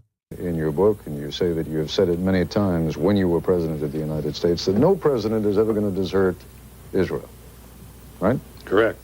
I put it more bluntly. I said, as I told congressional leaders during the 1973 Yom Kippur War, no American president will let Israel go down the tube. All right. Okay. Yom Kippur War, just so you guys know. The Yom Kippur War was a war that the Israelis almost lost, okay? They were attacked on two different fronts by the Egyptians and the Syrians, essentially. And this was after the 1967 humiliating defeat from the 1967 war, the Six-Day War, right? And what ended up happening was Golda Meir, who was the prime minister of Israel at the time, the Israelis were losing ground quickly, right? So what they did was they telegraphed that they were preparing to launch nuclear weapons, all right?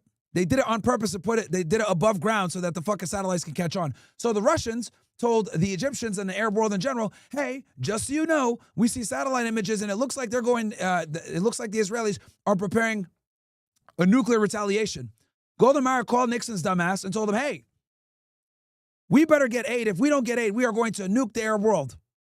Nixon, terrified of what could happen with a nuclear bomb, and obviously the guy had just struck a fucking deal with Saudi Arabia. Don't forget that, right? He had struck the petrodollar deal where we went off of the gold standard and went off the petrodollar.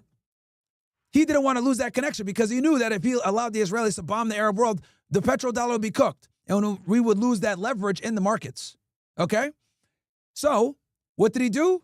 He fucking coordinated the biggest fucking airlift in American history to assist Israel with that conflict. And Israel ended up winning. But it took Golda Meir calling his ass saying, I'm going to fucking nuke these dudes if you don't help us. And he was cucked, gave the aid because he had just brokered a fucking deal with the Saudis. That's our greatest ally, chat. And hear from himself what he's going to say. Democrat or Republican, it's not an issue. That is stated fairly categorically, and yet in your book you make it clear at the same time that Israel really is not of any enormous strategic value. You guys heard that? You say in your book that Israel is not of any large strategic value. Former President of the United States. To the United States anymore. That's correct. So why Bruh. then would the United States continue to burden itself with huge loans, in some cases outright grants, to the Israelis, jeopardize possibly young American fighting men, when there is no strategic value involved, or little strategic Because the value? United States is concerned by more than strategic values. That's maybe a weakness, but it's the way we are. And there are moral issues involved here. We don't have Bro is coping. Oh, it's moral issues. No, it's not moral issues. It's the fact that our entire upper echelon, our entire government, all the fucking elites and the oligarchs are Zionists, and a lot of them are Jews. That's the real fucking reason. All right, let's just call a spade, bro. Let's be honest here. This is why they support these niggas, bro. You know, I spoke in the American Congress 4 times. It's a great honor. And Yeah. And he got a standing ovation every single time, to include the time he came here to challenge our sitting president, Barack Obama, on the nuclear deal. Did you guys know that? A foreign prime minister came, talked to our government officials, and basically went against our president's nuclear deal that he had in the works, which was supposed to denuclearize Iran. What other country gets away with that? Got a standing ovation at the House. I got a fucking stupid ass in the chat saying Myron has a lot of speculation points lately. Stoic Hunter. You are in the hot seat, my friend. Tell me how this is speculation points, you stupid ass nigga. What is speculation here? Your feet are to the fire. I'm going to do this once a show where I embarrass a YouTube chatter with their stupidity. Let's go, bro. Time to make your dumbass famous. Now, do not delete his comment. Stupid ass nigga said Myron's been having a lot of speculation points lately. Explain to me how I'm having speculation points. You heard it with your own ears from a former sitting U.S. president that they're useless. You stupid fuck. What's speculation here, retard? I came with the receipts here. When I stand at that podium in a joint session of Congress and I look at the wall and they quote Moses, they quote Moses who brought liberty, took us out from bondage in Egypt. Chat, let me know if his dumbass responds. Nigga's name is Stoic Hunter. Stoic_Hunter. Let me know if he responds in chat, guys. What's speculation, retard? We brought the idea of freedom to all humanity. And America was built as the city on the hill. That's the city on the hill. The original city on the hill is Jerusalem, where I'm talking to you from.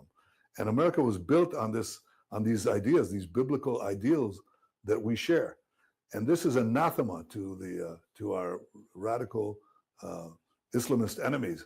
So a lot of Americans agree when the Islamists say they're just like America. We are you and you are us. And in many ways, in the most fundamental ways of civilization against barbarism, they're absolutely right on that. And many Americans feel that. But the battle that we're fighting right now is not merely our battle. Chat, he ran away? All right. Not surprised. Bro, these niggas always run away when I fucking call their dumbasses out. It's your battle.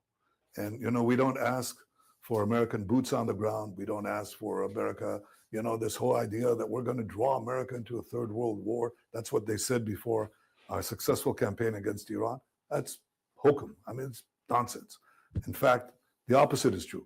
We're creating a possibility of peace, the possibility of expanding the circle of peace that President Trump and I brought with the Abraham Accords with 4 Arab states who made peace simultaneously. Yeah, the Abraham Accords was the beginning of the end, though.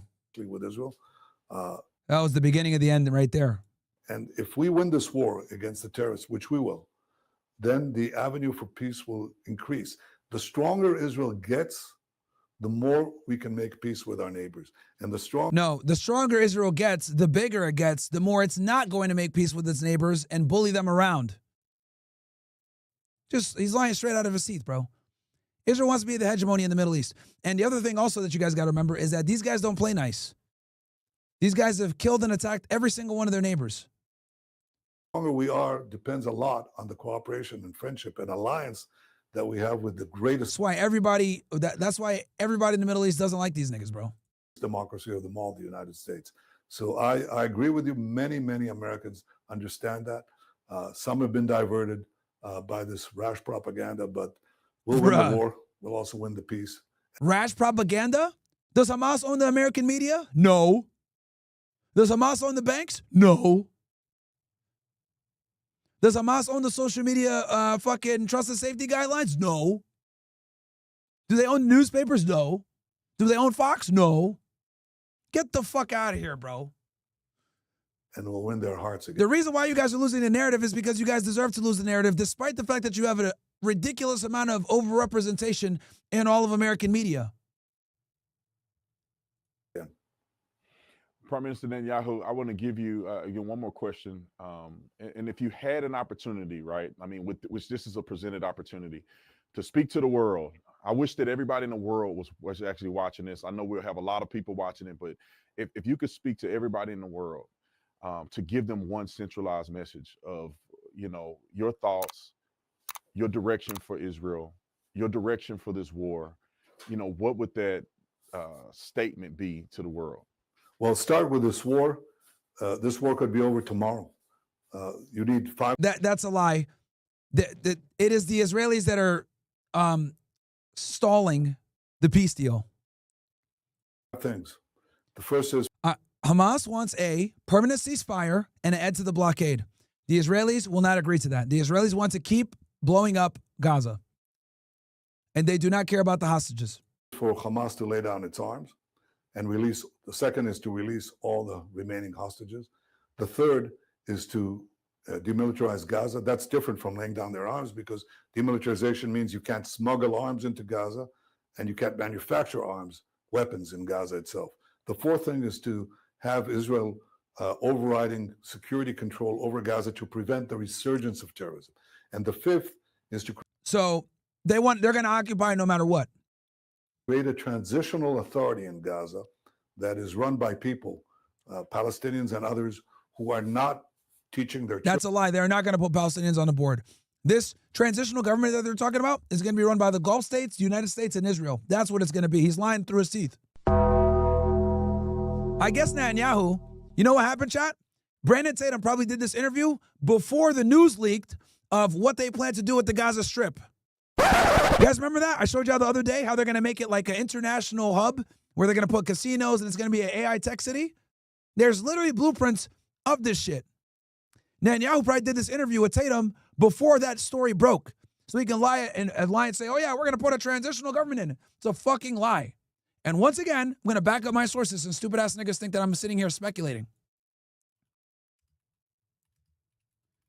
This literally just broke like the other day and we covered it on this channel.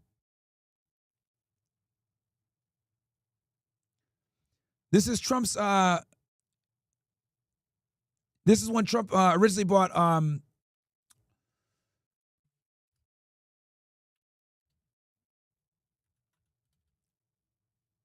on.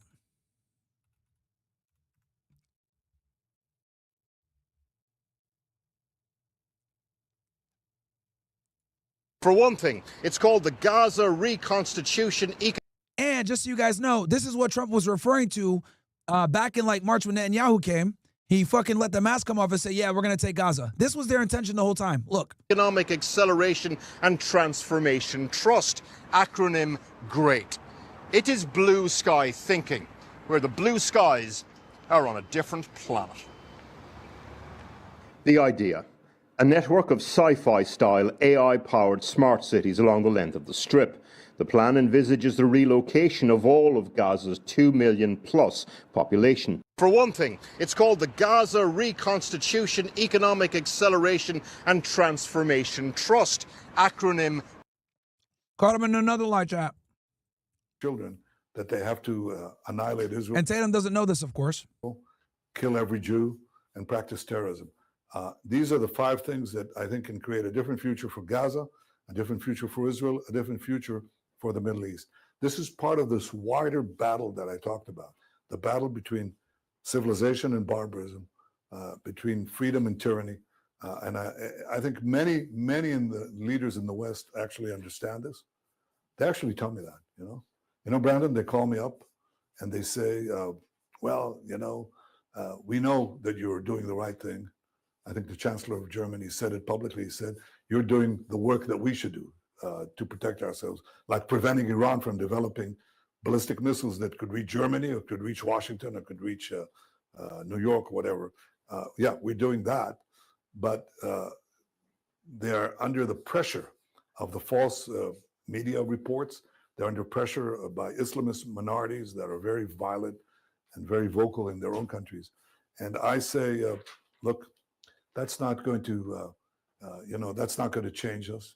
I think it's very important that people like you have the guts, the courage, the integrity to get the truth out. And I think it's very... Translation, I think it's great that you allowed me to come on here and live for about 40 minutes. Appreciate you, Talmud Tatum. And I'm going to go back to dropping bombs on kids, bro. Thanks. Very important that we win, not only for us, but for you and for the future of the world. Because if the terrorists win, if the Iran axis rebuilds itself, and they build the weapons of mass death and the means to reach every city in the United States, every city in the West, then we have a very somber future in front of us. But it won't happen because we're here fighting for all of us, and we'll win. Well, I want to say God bless you. Comedy. Pure fucking comedy. Officer Talmud Tatum. All right. So let me go ahead and get this for you guys real fast. We are going to do a deep dive on this.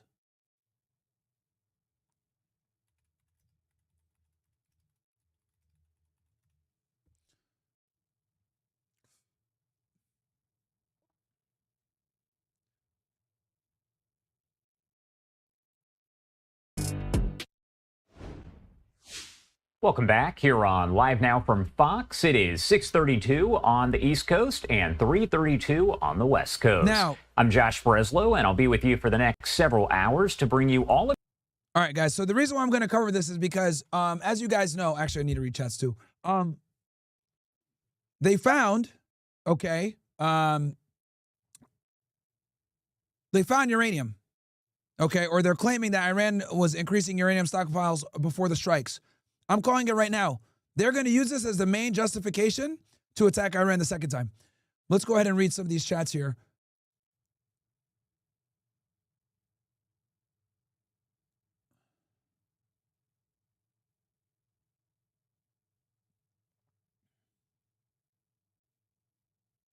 Oh, shit. We are tight for time, guys.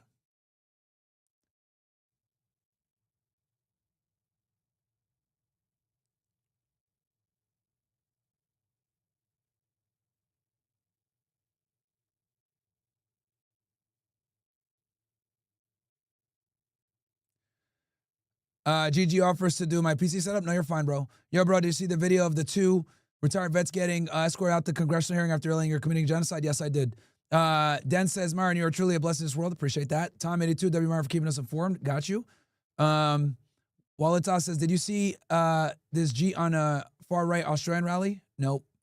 Bro, you cooking on X today? Absolutely. Emac James, may she rest in heaven. She didn't even get the chance at a life. Absolutely, bro. And also, while we're on this topic real quick, check this out, guys. I made this tweet where I had to roast one of these guys earlier today. So this guy right here is one of the main propagandists for Israel. His name is Yosef Haddad. This guy's very famous in Israel, guys. All right, because he's an Arab. He's a Arab Israeli. So he goes and he does all this shit talking shit, right? Because I called him out. Because they're always taking basically it started where Gaza was getting bombed in the morning. This dude and another idiot named Vived Prowess were showing the stuff, and I said, "Yo, why do the Israelis always celebrate as they're blowing up fucking buildings?" And what happened? We ratioed the fuck out of this nigga, man. So he says, I find it hilarious the hypocrisy of those who celebrate October 7th but cry when Hamas gets defeated. Usually I don't bother taking the arguments of useful idiots like you seriously, but since a lot of people are exposed to your ignorance, here's the difference. When Iran fired missiles at Israel, they targeted civilian population centers without any warning. Their goal was simple, kill as many Israelis as possible. And he goes into a whole bunch of fucking Hezbollah lies, right? So I go ahead and I respond and I debunk every single one of his claims one by one, okay? So first he says, Iran targeted civilians with no warning to kill as many as possible. That's a lie. Israel's Gaza strikes against Hamas with civilian warnings. That's bullshit. And then I kind of went into all this. Absolutely cooked this nigga, bro. Right? He got what, 169? 542. Destroyed him. Because the reality is with these Zionists, they don't have the truth on their side, bro. They just don't. Okay? Now, I would read all this, but I kind of want to go into the war of what happened. I'll leave this on screen for you guys real quick. So if you guys want to read it, go ahead. Give me 1 sec. I'm going to take a quick piss. And then we're going to get into this conflict and end off there. Because I'm going to go through this line by line.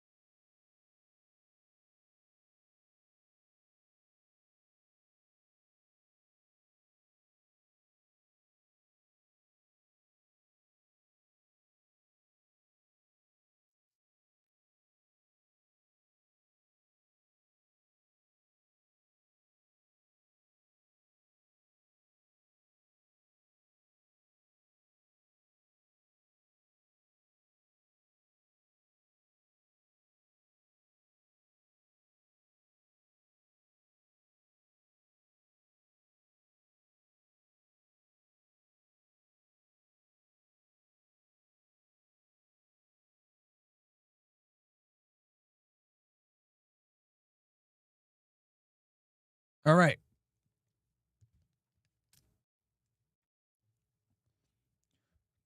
Gave you guys a little bit of time to read that.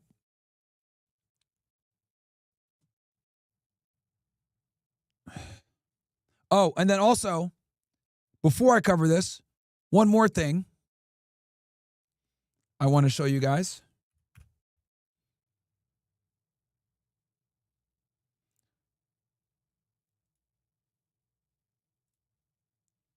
Well, also, smash the like button, guys. We're at 957 likes. Like the goddamn video.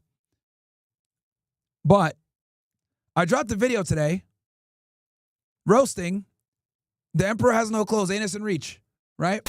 I want you guys to go check it out later on today. It's hilarious. Roast these niggas, bro. Played their game on them. Actually, no. All right, we'll play a little bit of it. We'll play a little bit of it, then have a little bit of fun, and then we're gonna get into the war. All right. That's how ironclad I am. They have to attack the people around me because they can't attack me. Because if you look at my background, it's fucking impeccable. I was a Division I athlete. I never did a drug in my life. I don't drink. I'm not a degenerate. I go to the gym and I train. Shredded year fucking round, veins popping all the time. Never did a stare in my fucking life. I worked for the federal government. I was a special agent with Homeland Security. All there, verified. Never got fired. Had one of the biggest cases in the fucking agency. These niggas wish they could be 10% of me. So they can't attack me. What do they got to do? They got to attack the people that work for me. They got to attack the people that love me. They got to attack the people that are around me. Because they can never attack me. Because I'm fucking bulletproof. If people don't talk about their past or they don't talk about like what they've done in life or they don't let you in, there's something they're fucking hiding, bro. You can't trust niggas that aren't transparent. I got my shit behind me. You want to show them this for your life? Special agent. No! No, bro. Special agent. Yo, this nigga's wildin'. You guys can see it. I got my shit behind me. For all the idiots out there that try to sit there and say, oh, Myron, oh, I use a fake name. Well, you're retarded. You don't know the story. It's right there behind me. Been there from the beginning. These other niggas, though, people are stupid whenever they say that dumb shit. They'll tell you nothing because they're embarrassed. I've opened up one time. What y'all niggas find out? Nigga opened up his butthole to some chick on all fours getting milked. Weirdo. Weirdo. Prostate orgasm. Yeah. You have? Yeah, I'm open-minded. You've had a prostate orgasm? Yeah. What? Oh, hell no! Were you milked? How did it happen? I mean, so you get on your knees, arch it, pause, arch it, and then, you know, she behind it, she like a cow. She milking that and she doing her thing. And I'm going to make sure everybody on the fucking internet knows that you're a fucking sodomite because that's what you are, you fucking whack job. You over here talking shit about other niggas while you getting pegged. Get the fuck out of here. And you got the nerve to call me gay? You got the nerve to call me gay, you fucking weirdo? And your window-licking retarded partner. Yo, there's no way Preach is over 67 IQ. No fucking way.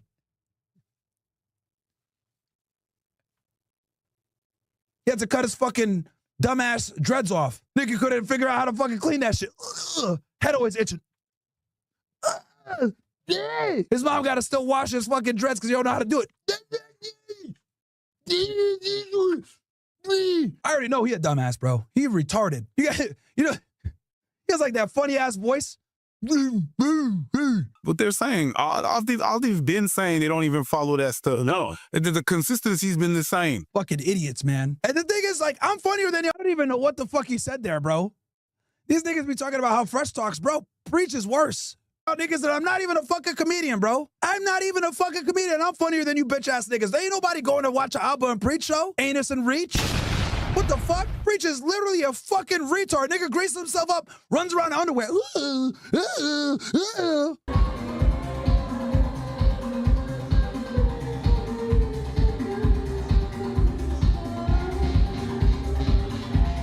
Want to talk about fucking masculinity? Get the fuck out of here, man. Your hips gyrate a little too awkwardly, motherfucker. The better of a dancer you are, typically the lower IQ. Guaranteed. You guys want to know something about Preach? Guaranteed. This nigga had the same fucking teacher all 4 years of high school. Welcome, punch! Dumb motherfucker. Same teacher. He taught you English. He taught you math. He taught you fucking social studies. He taught you gym. You had one teacher, nigga, because you're a fucking retard. They kept you in the annex building on the side. Your homeroom teacher is your end-room teacher. That's how fucking stupid you are, motherfucker. You went to school a month early that you would know the fucking building layout so you don't get lost when you're walking around. Hey, Preach, you gotta come over here. Dumbass nigga. First day of school, you happy as fuck. Hey! Hit the fucking door with your head. Put a fucking hole in that shit. They bring your mom in. She goes into the school. Oh my God, what did you do this time? Don't know what the fuck you did wrong. She's sitting there in the fucking principal's office. Your dumbass comes in. Yeah, mom. Fucking principal tells you to sit down. You sit there. Your mom's sitting there all disappointed, like, oh, fuck. Principal sits down. Miss Etienne, your son has been destroying the doors. Been very difficult. I've had to replace 7 doors this month alone. Afraid I'm going to have to charge you this time. Oh my God, no. Yes, I'm sorry, ma'am. It's going to be, let me calculate this. $895. Ah! That went from $900 to $1,600 because your dumbass don't know how to go through a door, dummy. She punched in the air. Fuck. Your dumbass, you think you did something good? She mad as hell. You got to work more hours because your dumbass destroying the doors.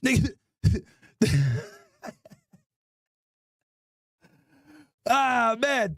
5 years to graduate from high school. You a super senior. You the type of nigga, you that annoying guy at the graduation. You have to shake everybody's hand on the way up to the fucking stage because it was so fucking hard to get your dumb ass to graduate. Nigga, dude has this gown on. He got no clothes underneath. Welcome, punch. Stupid ass nigga went to his graduation. No clothes underneath this fucking gown, bro. Nigga just show, did I put it on right? Did I put it on right? Fucking mom. Oh, damn it. Not again. Fuck. She rehearsed with you a week straight. Had to do your graduation properly. And your dumb ass still showed up with nothing underneath. I'm just thinking when my balls are free. And then eventually, nigga walks the stage. You almost charged the stage, but niggas had to hold him back. And then you guys connect. You guys say, you know what? We should be comedians.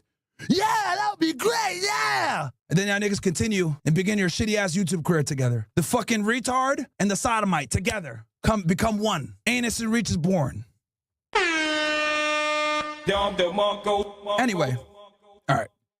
I'm done cooking these niggas, bro. But honestly, they need to reconsider their comedy career. Niggas is not funny at all. I feel bad because the preach, he's not even really involved in this shit. It's really Abba's fault, but it's just so easy to make fun of him. So it's like, whatever. But Abba's the real fucking problem. But making fun of preach is hilarious, though, because that nigga is a retard. Like, come on, man. Yo, there's no way he's over 80 IQ, bro. That nigga was running into doors. I promise you that. That nigga was definitely running into doors. That nigga definitely took 5 years to graduate from high school. And that nigga, to this day, still can't eat on metal forks.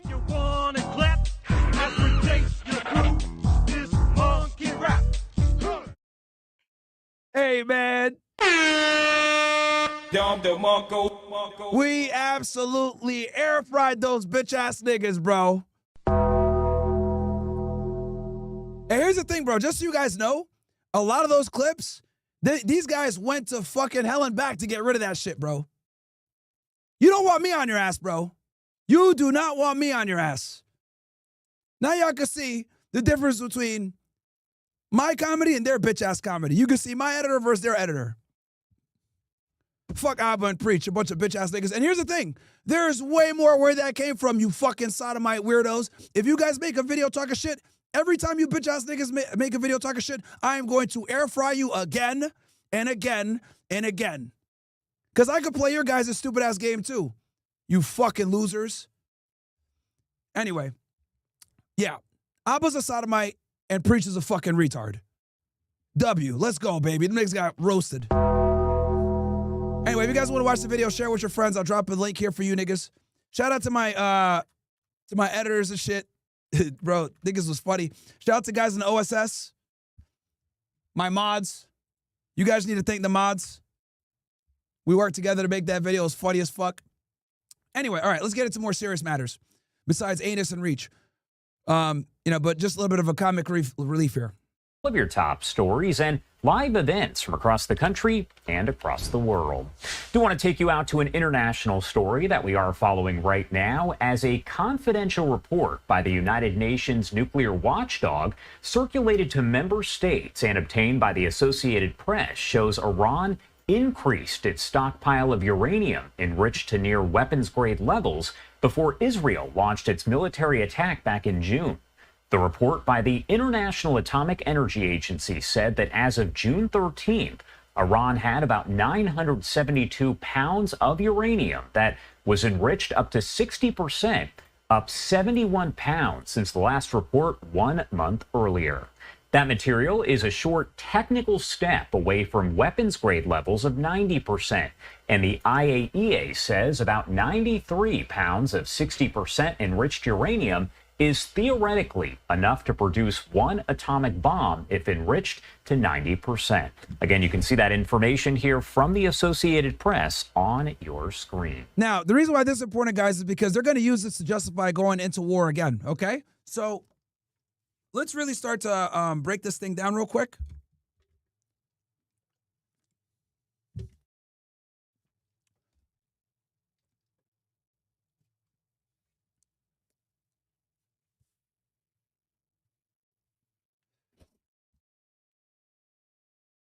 So first, before we get into this, all right, let's get into what is acts of resistance. As you guys know, there's a conflict going on between Israel and multiple Arab nations or Muslim nations. As you guys know, Israel always says, oh, we're on a battlefront on 7 different wars, blah, blah, blah, right? So let's identify Israel's enemies, all right? First, you have Iran, right? And the IRGC. Then you have Iraq, Syria, Hezbollah, right, in Lebanon. And then you got Hamas down in the Gaza Strip, right? Multiple different fighters within the Gaza Strip. Hamas is the main one, though. And you got Iraqi security forces. And then obviously, you know, Syria, all this other shit, right? And then the Houthis down here, right? This is what basically is the axis of resistance. And these countries, right, work together to stop Israel from expanding and attacking a lot of these Muslim countries, right? And this has been going on for a very long time. But just so you guys understand, for simple purposes, this is Israel versus their ops, okay, in the region.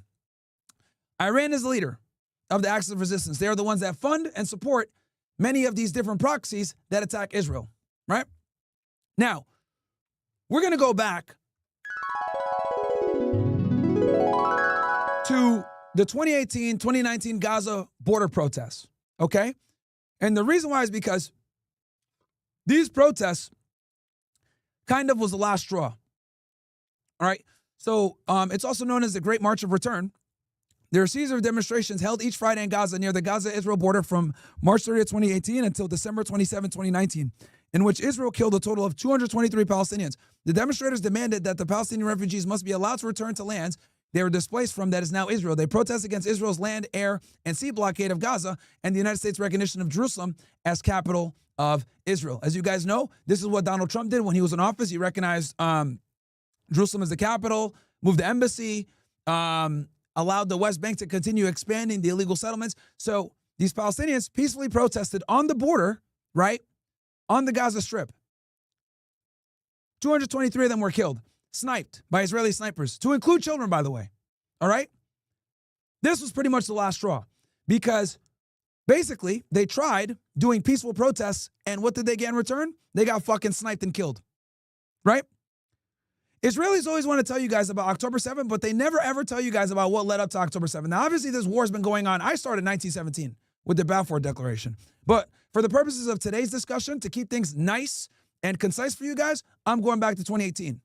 Because the failure of the march, the failure of this march, is what led to them utilizing a military strategy and force instead. Yahya Sinwar said this in many different of his speeches. This guy, right? You know what? Let me. You know what? I like to show you guys more than I can tell you.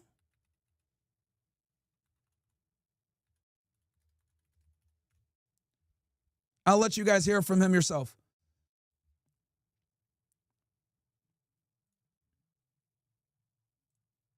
On October 7th, 2023, Palestinian militants led by Hamas staged a dramatic series of raids on southern Israel. For hours, Palestinian jihadis raped, tortured, and killed 1,400 people. Thousands of children, bound them up, burned them, and executed them. They beheaded babies. Is a confession.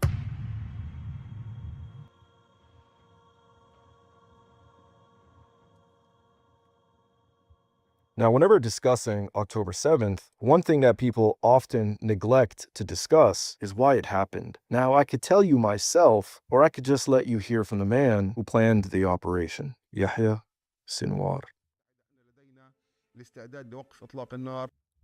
This is what the mainstream news will never show you guys, and they'll never tell you. And I do think it's important to understand why people do the things that they do. But here in America, for some odd fucking reason, we never put out everything. All right, so here is Yahya Sinwar, right? We just wanted to send a message to the Israelis. This is in 2021. Mind you, guys, this is after the failure of this march. It's very important that you guys understand this. This was a peaceful attempt at protest. And how did they get treated? They got shot, killed, and sniped. A lot of kids too, by the way. So now they're like, fuck it. We will not allow them to have their way with Al-Aqsa Mosque, Jerusalem, or the Sheikh Jarrah neighborhood. As you guys know, they're looking to destroy the Al-Aqsa Mosque. They continue to violate international law and resolutions in Jerusalem and the West Bank. التي تخالف القانون الدولي وتخالف القرارات الدولية في القدس وفي الضفة الغربية By establishing settlements, stealing land, and continuing to blockade on Gaza. باستيطان ومصادرة الأراضي وباستمرار الحصار ضد أهلنا وضدنا في قطاع غزة وباستمرار and continuing policies سياسات الفصل العنصري والتمييز of apartheid and racial discrimination العنصري ضد أهلنا في داخل against Palestinians living in 1948 territory Israel. الأراضي المحتلة عام 48. إحنا Do you see this footage right here, guys? This is from the 2018 march. فترات طويلة لجأنا إلى For long periods of times, we've tried peaceful protests, and you guys can see here. This is also from the 2018 and 2019 marches. You guys can see. أساليب المقاومة الشعبية السلمية والمقاومة الشعبية. We've tried peaceful resistance. Unfortunately, we expected وللأسف الشديد جدا كنا نعتقد بأنه العالم that the international community, free people, دول العالم والشعوب الحرة والمنظومات الدولية and international organizations تقف إلى جانب would stop the occupation from committing crimes شعبنا وتكبح الاحتلال and massacring our people. من أن يرتكب جرائم ومجازر ضد شعبنا لكن للأسف الشديد Unfortunately, the world stood by and watched as the occupation war machine جدا وقف العالم متفرجا. Unfortunately, they killed our young people. There you go. This is them taking a body back from getting shot by the IDF. آلة حرب جيش الاحتلال وهي تقتل أبنائنا أن نجعل الاحتلال أمام خيارنا. Now, 1 year before the attack, he delivers this speech. He says we have two options. إما أن نرغم Either we make it implement international law, بتطبيق القانون الدولي واحترام القرار. Respect international resolutions. As you guys can see here, this is Yasser Arafat along Yitzhak Rabin with President Clinton in 1993. This is the Oslo Accords. Which Israel never respected the Oslo Accords because Benjamin Netanyahu came in and basically stonewalled them. And the Oslo Accords were supposed to become the beginning of potentially getting a two-state solution. So we either have them respect international law or either we and the world force it to do this and achieve the establishment of a Palestinian state on the lands occupied in 1967, including East Jerusalem. Or we will place this occupation in a state of contradiction and a collision with the will of the international community and isolate them to an extreme and bring an end to a state of integration in the region and in the world, and usher a collapse that will occur on all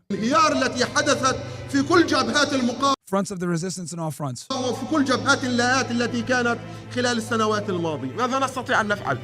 Here's another interview he did. What are we supposed to do? Should we raise the white flag? That's not going to happen. هل نرفع الراية البيضاء؟ نحن لن نرفع الراية البيضاء. هل مطلوب منا أمام Does the world expect us to be well-behaved victims while we're being killed? العالم أن نقتل وأن نكون الضحية الطيبة حسنة الأخلاق. For us to be slaughtered without making a noise? التي تقتل دون أن يرتفع لها صوت. هذا غير ممكن بالمطلق. That's impossible. نحن We decided to defend our people with whatever weapons we have. قررنا أن ندافع عن شعبنا بما أوتينا من قوة. On October 7th, Palestinian fighters launched Operation Al-Aqsa Flood. They broke out of their concentration camp, wiped out IDF bases along the Gaza Strip. So that's just so you guys understand the background, right? Because Western media, for some odd reason, never talks about this shit, which is strange to me. But anyway, yeah. So you had the Gaza protests. They were a monumental failure. A lot of people died. That pretty much made them say, yo, we tried to peacefully protest, and these guys don't give a fuck. And they don't want to give us statehood. As we know, Benjamin Netanyahu has been sabotaging the Oslo Accords for fucking years. He's been caught on video doing this, right? Now, this led to clashes in 2018. Gaza-Israel clashes began on November 11th, 2018, when a botched Israeli covert operation carried out in Khan Yunis, area of southern Gaza Strip, killed 7 Palestinian militants and 1 Israeli soldier. Okay? So this was one of the escalations. Then, on March 25th, 2019, a rocket was launched from Gaza and hit a house in Mishmeret, injuring 7 people. The rocket was probably a domestically produced J-80 rocket and flew some 120 kilometers from Rafah in the south of Gaza to Mishmeret, along with incendiary balloons. Then that led to more fighting, right? May 19th, Gaza-Israel clashes. And you guys can see all the different fucking little things that happened between May 3rd to May 5th, right? And 4 civilians killed, 123 civilians wounded, 2 soldiers, right? Then that leads us to the assassination of Baha Abu al-Alta, right? He was the leader of the Islamic Jihad movement in Palestine. On November 12, 2019, the Israeli Defense Force, IDF, killed Abu Alta and his wife in a targeted killing. 4 of their children and neighbors were also injured. The killing triggered clashes between Israelis and Palestinians. Khalil Bathani became the new leader of the PIJ, right? Next, the assassination of Qasem Soleimani. Qasem Soleimani, guys, was killed by the U.S. on January 3rd, 2020. Donald Trump ordered a drone strike on him, okay? And Qasem Soleimani, guys, was the head of the IRGC and the head of the Axis of Resistance, which I showed you guys earlier right here. He was responsible for arming the other proxies. He would support Hezbollah because they were right on Israel's northern border. And the weapons would go from Iran, through Iraq, through Syria, destined for Lebanon, because Hezbollah is their most competent proxy military, right? They also would fund the Houthis down here in Yemen as well, okay? Down this way, you guys can see with my mouse. So losing Qasem Soleimani was huge because he basically ran the IRGC, okay? And they killed him in Iraq, which, questionable. They used a very nebulous international statute during the Saddam Hussein Iraqi war era to justify the killing. But this was a huge escalation in the conflict, okay? And Qasem Soleimani, literally even Mossad, former Mossad director Yossi Cohen said of Soleimani's strategies had personally tightened a noose around Israel's neck, right? So this was a big deal when they lost him. So then was the assassination of Mohsen Mahabadi, okay? He was an Iranian nuclear scientist, physicist and scientist. He was regarded as the chief of Iran's nuclear program, okay? He was killed in 2020. So Qasem Soleimani gets killed in January. Roughly 11 months later, the head scientist of Iran's nuclear program gets killed, right, by the Israelis. Israelis are notorious for assassinating nuclear scientists, okay? Next, 2021. And what ended up happening was there was a crisis. And what happened here was it was a major outbreak of violence in the Israeli-Palestinian conflict that mainly commenced on May 10th, 2021. It continued until a ceasefire came into effect on May 21st. Okay? So more skirmishes, more fighting, rockets going back, people being killed, etc.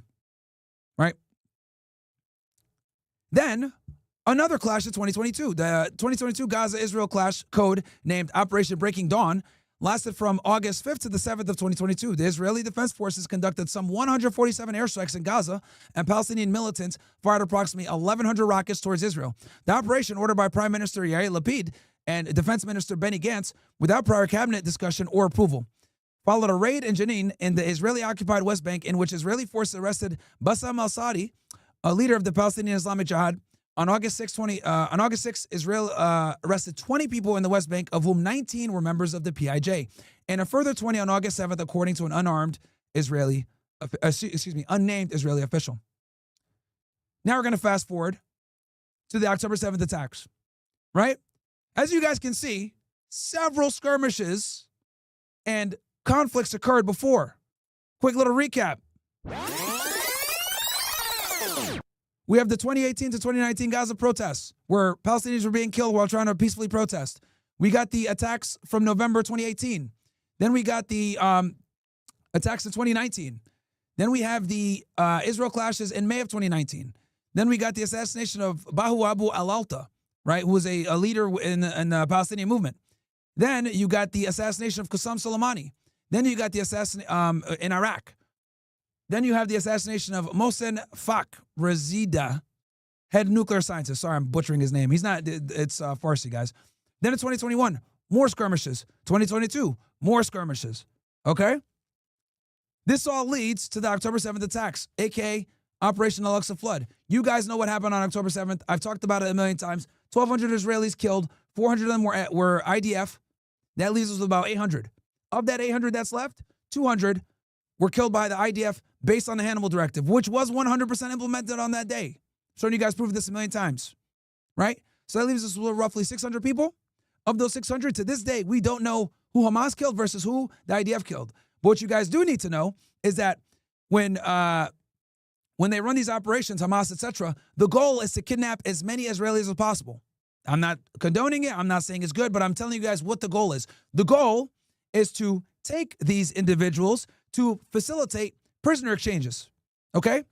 And the reason why they want to do these prisoner exchanges is because right now, as we speak, guys, roughly 11,000 Palestinians are in Israeli jails. About 3,500 of those people in these Israeli jails are being held without charge, without due process, being abused, being raped, and not being treated like humans. And they're being tortured. This has been documented widely by so many different humanitarian organizations. Hell, even Israelis are coming forward documenting this stuff, right? So the October 7th attacks occurred because of all the stuff I showed you on top of the Abraham Accords, right? The impending destruction of the Al-Aqsa Mosque. That's why they called it Operation Al-Aqsa Flood. Notice how in American media, they never talk about what the operation is called. Did you guys catch on to that? They only called the October 7th attacks in the West. They never call it Operation Al-Aqsa Flood. Because for you to name the operation, right, gives a religious context, and they don't want them to have that. But at the same time, the Israelis use religious context all the time. Hell, it's one of their main claims as to why Israel is their land, right? So we already know what happened on October 7th. Then, this leads us to the Gaza war, right? As you guys know, and the war is still going on, there's been carpet bombing all across the Gaza Strip. Innocent children like Hind Rajab are getting killed all over the place. Tens of thousands of children have died. Now, another escalation. On April 1st, 2024, Israel conducted an airstrike on the Iranian embassy complex in Damascus, Syria, destroying the building housing its consular section. The airstrike began the 2024 Iran-Israel conflict and took place during a period of heightened tension between Israel and Iran and amidst the Gaza war and the Israel-Hezbollah attack or conflict. So, on October 8th, after October 7th happened, Hezbollah started shooting rockets into northern Israel. The reason why they did this is because they wanted the IDF to not be able to, here, let me show you guys on a map.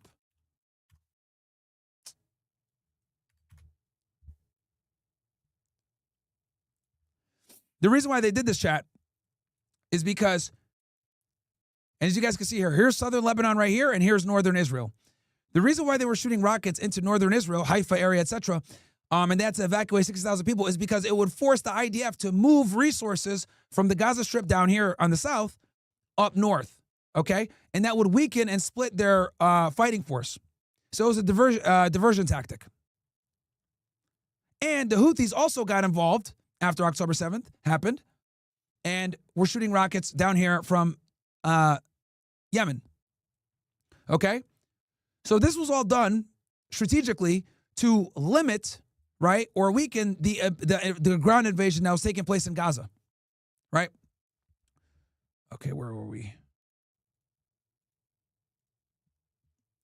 So after the Israelis bombed this embassy in Syria, okay, the Iranians retaliated. And hold on. Yes. So they destroyed the Iranian consulate in Damascus, and they killed a bunch of people from the IRGC. The IRGC, guys, is basically the military of Iran, right? So obviously, bombing an embassy is an act of war, right? It's a huge escalation. So the Israelis bombed the embassy in Syria, another country, by the way, and killed several IRGC guys. So Iran retaliated. And this is the first time that they actually shot missiles into Israel. On April 13, 2024, the Islamic IRGC, a branch of the Iranian forces in collaboration with the Islamic resistance in Iraq, Lebanese militant group Hezbollah, and the Ansar Allah Houthis, launched attacks against Israel and the Israeli-occupied Golan Heights. The Golan Heights is right here, guys. Okay? Israel's controlled this area since 1967, but it is technically Syria. It's occupied by Israel, though.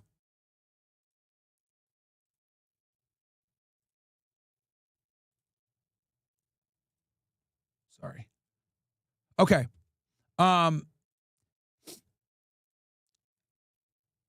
So they responded, right? And they hit them back. So what happened was a branch, they shot missiles with loitering munitions, cruise missiles, and ballistic missiles. The attack was codenamed by Iran as Operation True Promise. Iran said it was in retaliation for the Israeli bombing of the Iranian embassy in Damascus on April 1st. So roughly almost 2 weeks later, 12 days later, they attacked Israel. And this was the first time that the Iranians actually shot missiles at Israel. Okay? Israel retaliated on April 19th and launched a series of retaliatory missiles strikes on Iranian military sites, including one near Isfahan. Now, this is the beginning of where you're going to start to see, guys, Israel start to target Iran's nuclear facilities. So keep this in mind. Isfahan is one of Iran's nuclear facilities. This led to the war, okay? The 12-day war, which we covered 3 months ago. The Iran-Israel war, also known as the 12-day war, from June 13th to June 24th, was an armed conflict in the Middle East that began when Israel launched surprise attacks on key military and nuclear facilities in Iran. And as you guys know, they bombed all their different nuclear sites, and the United States came in at the end and bombed Fordow and some of the other nuclear sites. Okay?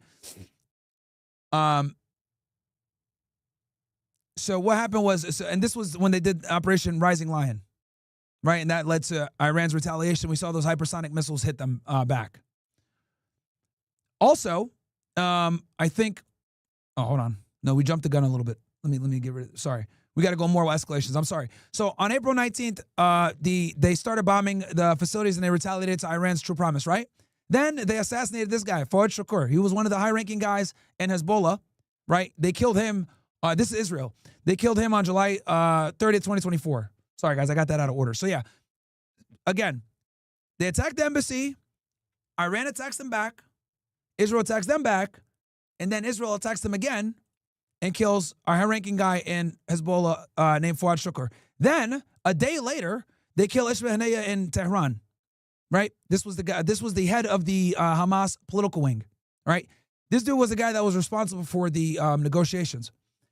They killed him with a precise bomb in his hotel room, okay? And just so you guys know, they killed him and his guy, very accurate. They snuck bombs there roughly 2 to 3 months before.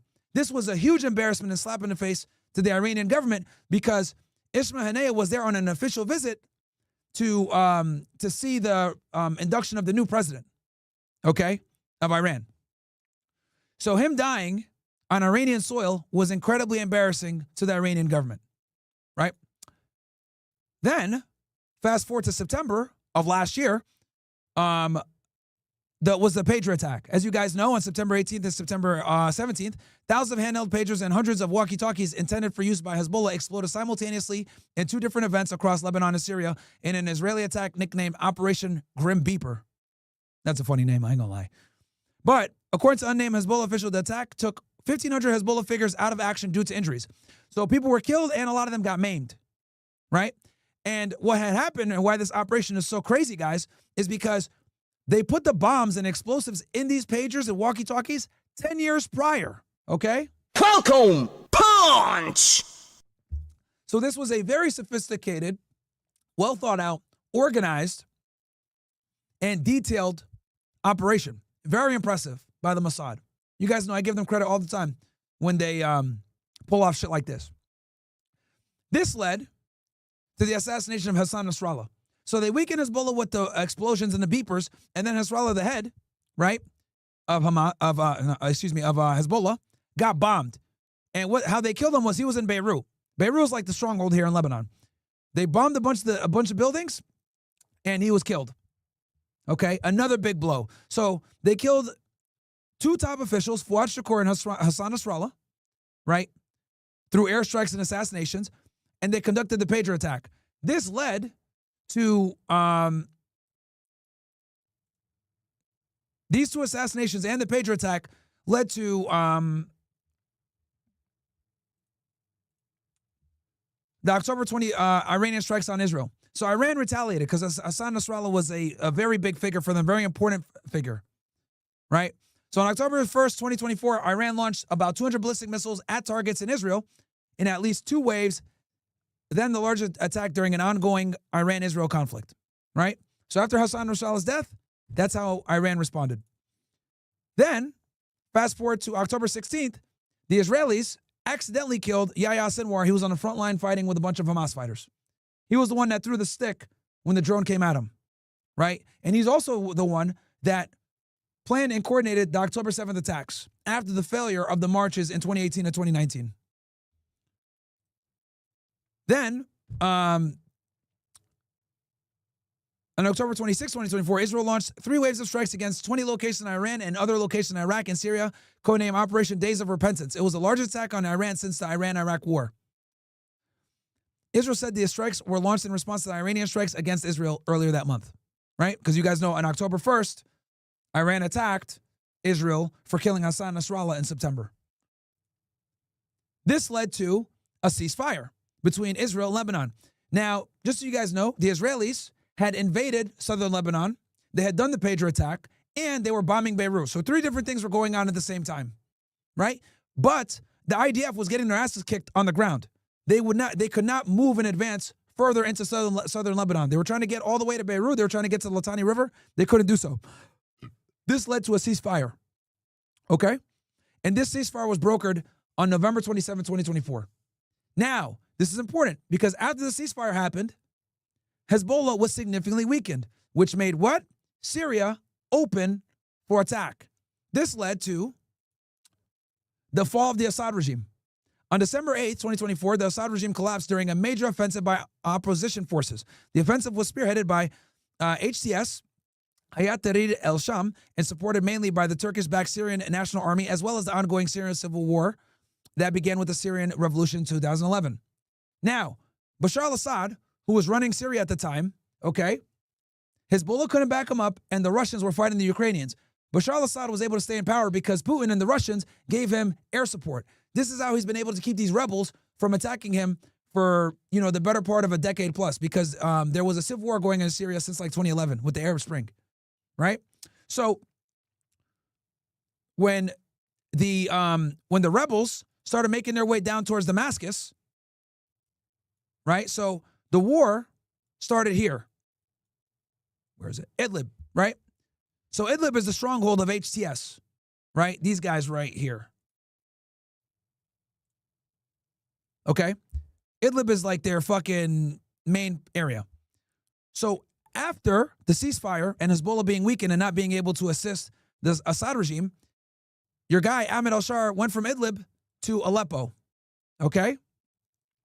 And they took over Aleppo. After they took over Aleppo, they took the M5 highway down all the way to Damascus. Okay? They took over Hama, Homs, and then worked their way down here. Bam, took over Damascus, the capital, right? And Bashar al-Assad knew this was coming. So what did he do? He fled to Russia. When he fled to Russia, this guy took power. Ahmed al-Shara, a former al-Qaeda member. All right? While they were doing this transition period, the Israelis intelligently went and attacked all of Syria's military infrastructure, effectively weakening the Syrian regime that was coming in, right? Though the Israelis and the Turks helped al-Shar get in power, they also didn't want him to ever weaponize against them, so Israel bombed all of Syria's military infrastructure during this chaos period. And now Ahmed al-Shar is president of Syria, and he kicked out all the IRGC guys from Syria. Why is this important? Because him kicking out the IRGC guys basically doesn't allow Iran to use Syria as a proxy anymore. And since Syria can't be used as a proxy anymore, they've effectively been cut off from Lebanon. As you guys can see, Syria borders Lebanon and is a critical country in the chain to get weapons and support to Hezbollah, the biggest fighting force within the axis of resistance. So you got the weakening of Hamas, right, by killing their leaders. Then you got the weakening of Lebanon and Hezbollah by killing their leaders and the pager attack. Then you get the former leader of Syria to run over to Russia for asylum, right? And then you put in a former terrorist. He takes over. He kicks the IRGC guys out. What's left, chat? Well, I'll tell you what's left. Iran's left, right? So after Ahmed al-Shara takes power, he struck a deal with Trump and got the sanctions lifted. This led to what we saw back in June, the Iran-Israel war. After Israel weakened Hamas, weakened Hezbollah, got Bashar al-Assad out of there, and put in a dummy president, that left Iran weak and vulnerable. So what happened was they went and attacked with Operation Rising Lions. The point of Operation Rising Lions was to kill their nuclear scientists, to kill their high-ranking IRGC guys, and put the country in disarray. And what they hoped was that the Iranian government, the Iranian rebel groups like the Balochs, etc., would come in and overthrow the Ayatollah. Well, that was, instead of turning on their government, what ended up happening was the government, the people rallied on the streets, and it created the effect of rallying around the flag. Everyone got together and protested and said, you need to fucking hit Israel back. Now, the reason why Iran had never been really attacking Israel that hard is because within the Iranian government, there were two different sides. One side, the reformists, and the other side, the conservatives. The reformists want diplomacy with the West to get the sanctions lifted. Iran has had crippling sanctions for a very long time, chat. Okay? But the conservatives said, no, we can't trust the West. They want to destroy us because Israel runs their foreign policy, right? So when Israel ran Operation Rising Lions and bombed them and attacked them, equivalent to their Pearl Harbor, the government finally united and said, no, we got to hit these guys back. Not only did the government unite between the reformists and the conservatives, the people took to the streets and protested, saying that they demand that the Iranians hit Israel back. And then what we saw happen after that was pretty much this. Boom, boom, boom.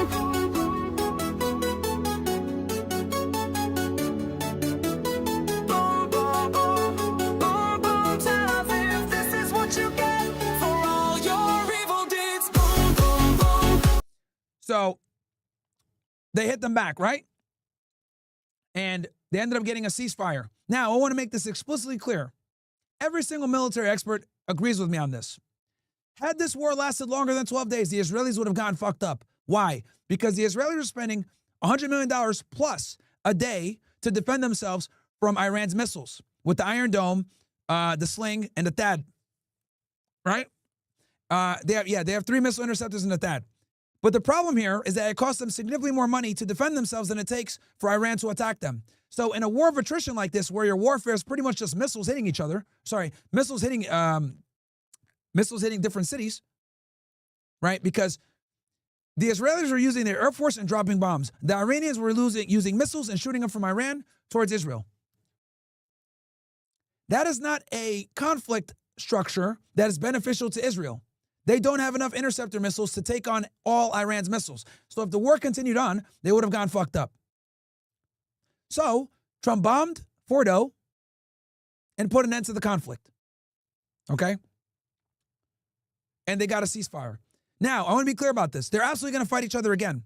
And this comes back to what I told you guys before. Now, as you guys can see here, the news is coming out saying that Iran has a stockpile of uranium. I promise you guys that that's going to be used as a justification when Israel attacks Iran again. And another reason, too, why we know that they're going to attack them again is because the axis of resistance is still weak. They need to strike now and decapitate Iran while they have the ability to do so, because their last plan backfired. I don't know how they're going to do it because they expended all the resources. They used their drones. They used their Mossad agents. They used their fucking Air Force. They used the element of surprise. All of that, they don't have it on this go-round. So I don't know how they're going to mount their attack this time, but A war is inevitable at this point. And as you guys can see, from 2018 all the way to now, the writing's on the wall. Another war is imminent. Then, the last developing thing was Abu Ubaidah, the spokesperson for Hamas, was killed on August 30th. Okay? This guy had been he was making speeches for Hamas since 2004. High-ranking official. So as Gaza continues its military conflict in the Gaza Strip to take it over, and while Hezbollah is weak, while Syria is destabilized, right? The only people that are really up and kicking still are Iran and the Houthis. But Israel also struck the Houthis a couple of days ago and killed a bunch of their higher-ups. Well, in the Yemeni government. So that's where we are now, guys. Right? So that is a very thorough and detailed timeline. All right? Anyway. Love you guys. I'm going to get off now. Give me words in the chat if you guys enjoyed that breakdown. Give me words in the chat. But if anyone ever asks you guys about how the hell did we get here, whatever, feel free to take that clip right there and send it to your friends, share it wherever you guys want. Because I do think that it's very important to analyze every single, point of the escalation ladder so that you guys know how the fuck we got here. So war's inevitable, guys. It's absolutely inevitable. And now you guys see why, because Iran right now is in a weakened position and the proxies are not in a position to help. So this is why the Israelis are rushing to make something happen while they can. All right. Anyway, love you guys. Hope you guys, thought this episode was enjoyable. And I'm going to go over to the Fresh Fit studio and we're going to do Fresh Fit. Now we're going to do a call-in show for you niggas. Love y'all. And yeah, share this video with a friend or anything like that. I kept it on YouTube because I think it's just that important that you guys understand the escalation ladder. As far as these super chats go, I'm going to read them on the next show. I'm going to save them and read them for the next show. Thank you guys so much for the support. All right. Join OSS. Catch you guys. Peace out, man. And I'll leave you guys out with this song because we know that another war is coming. Boom, boom, boom. Later, guys.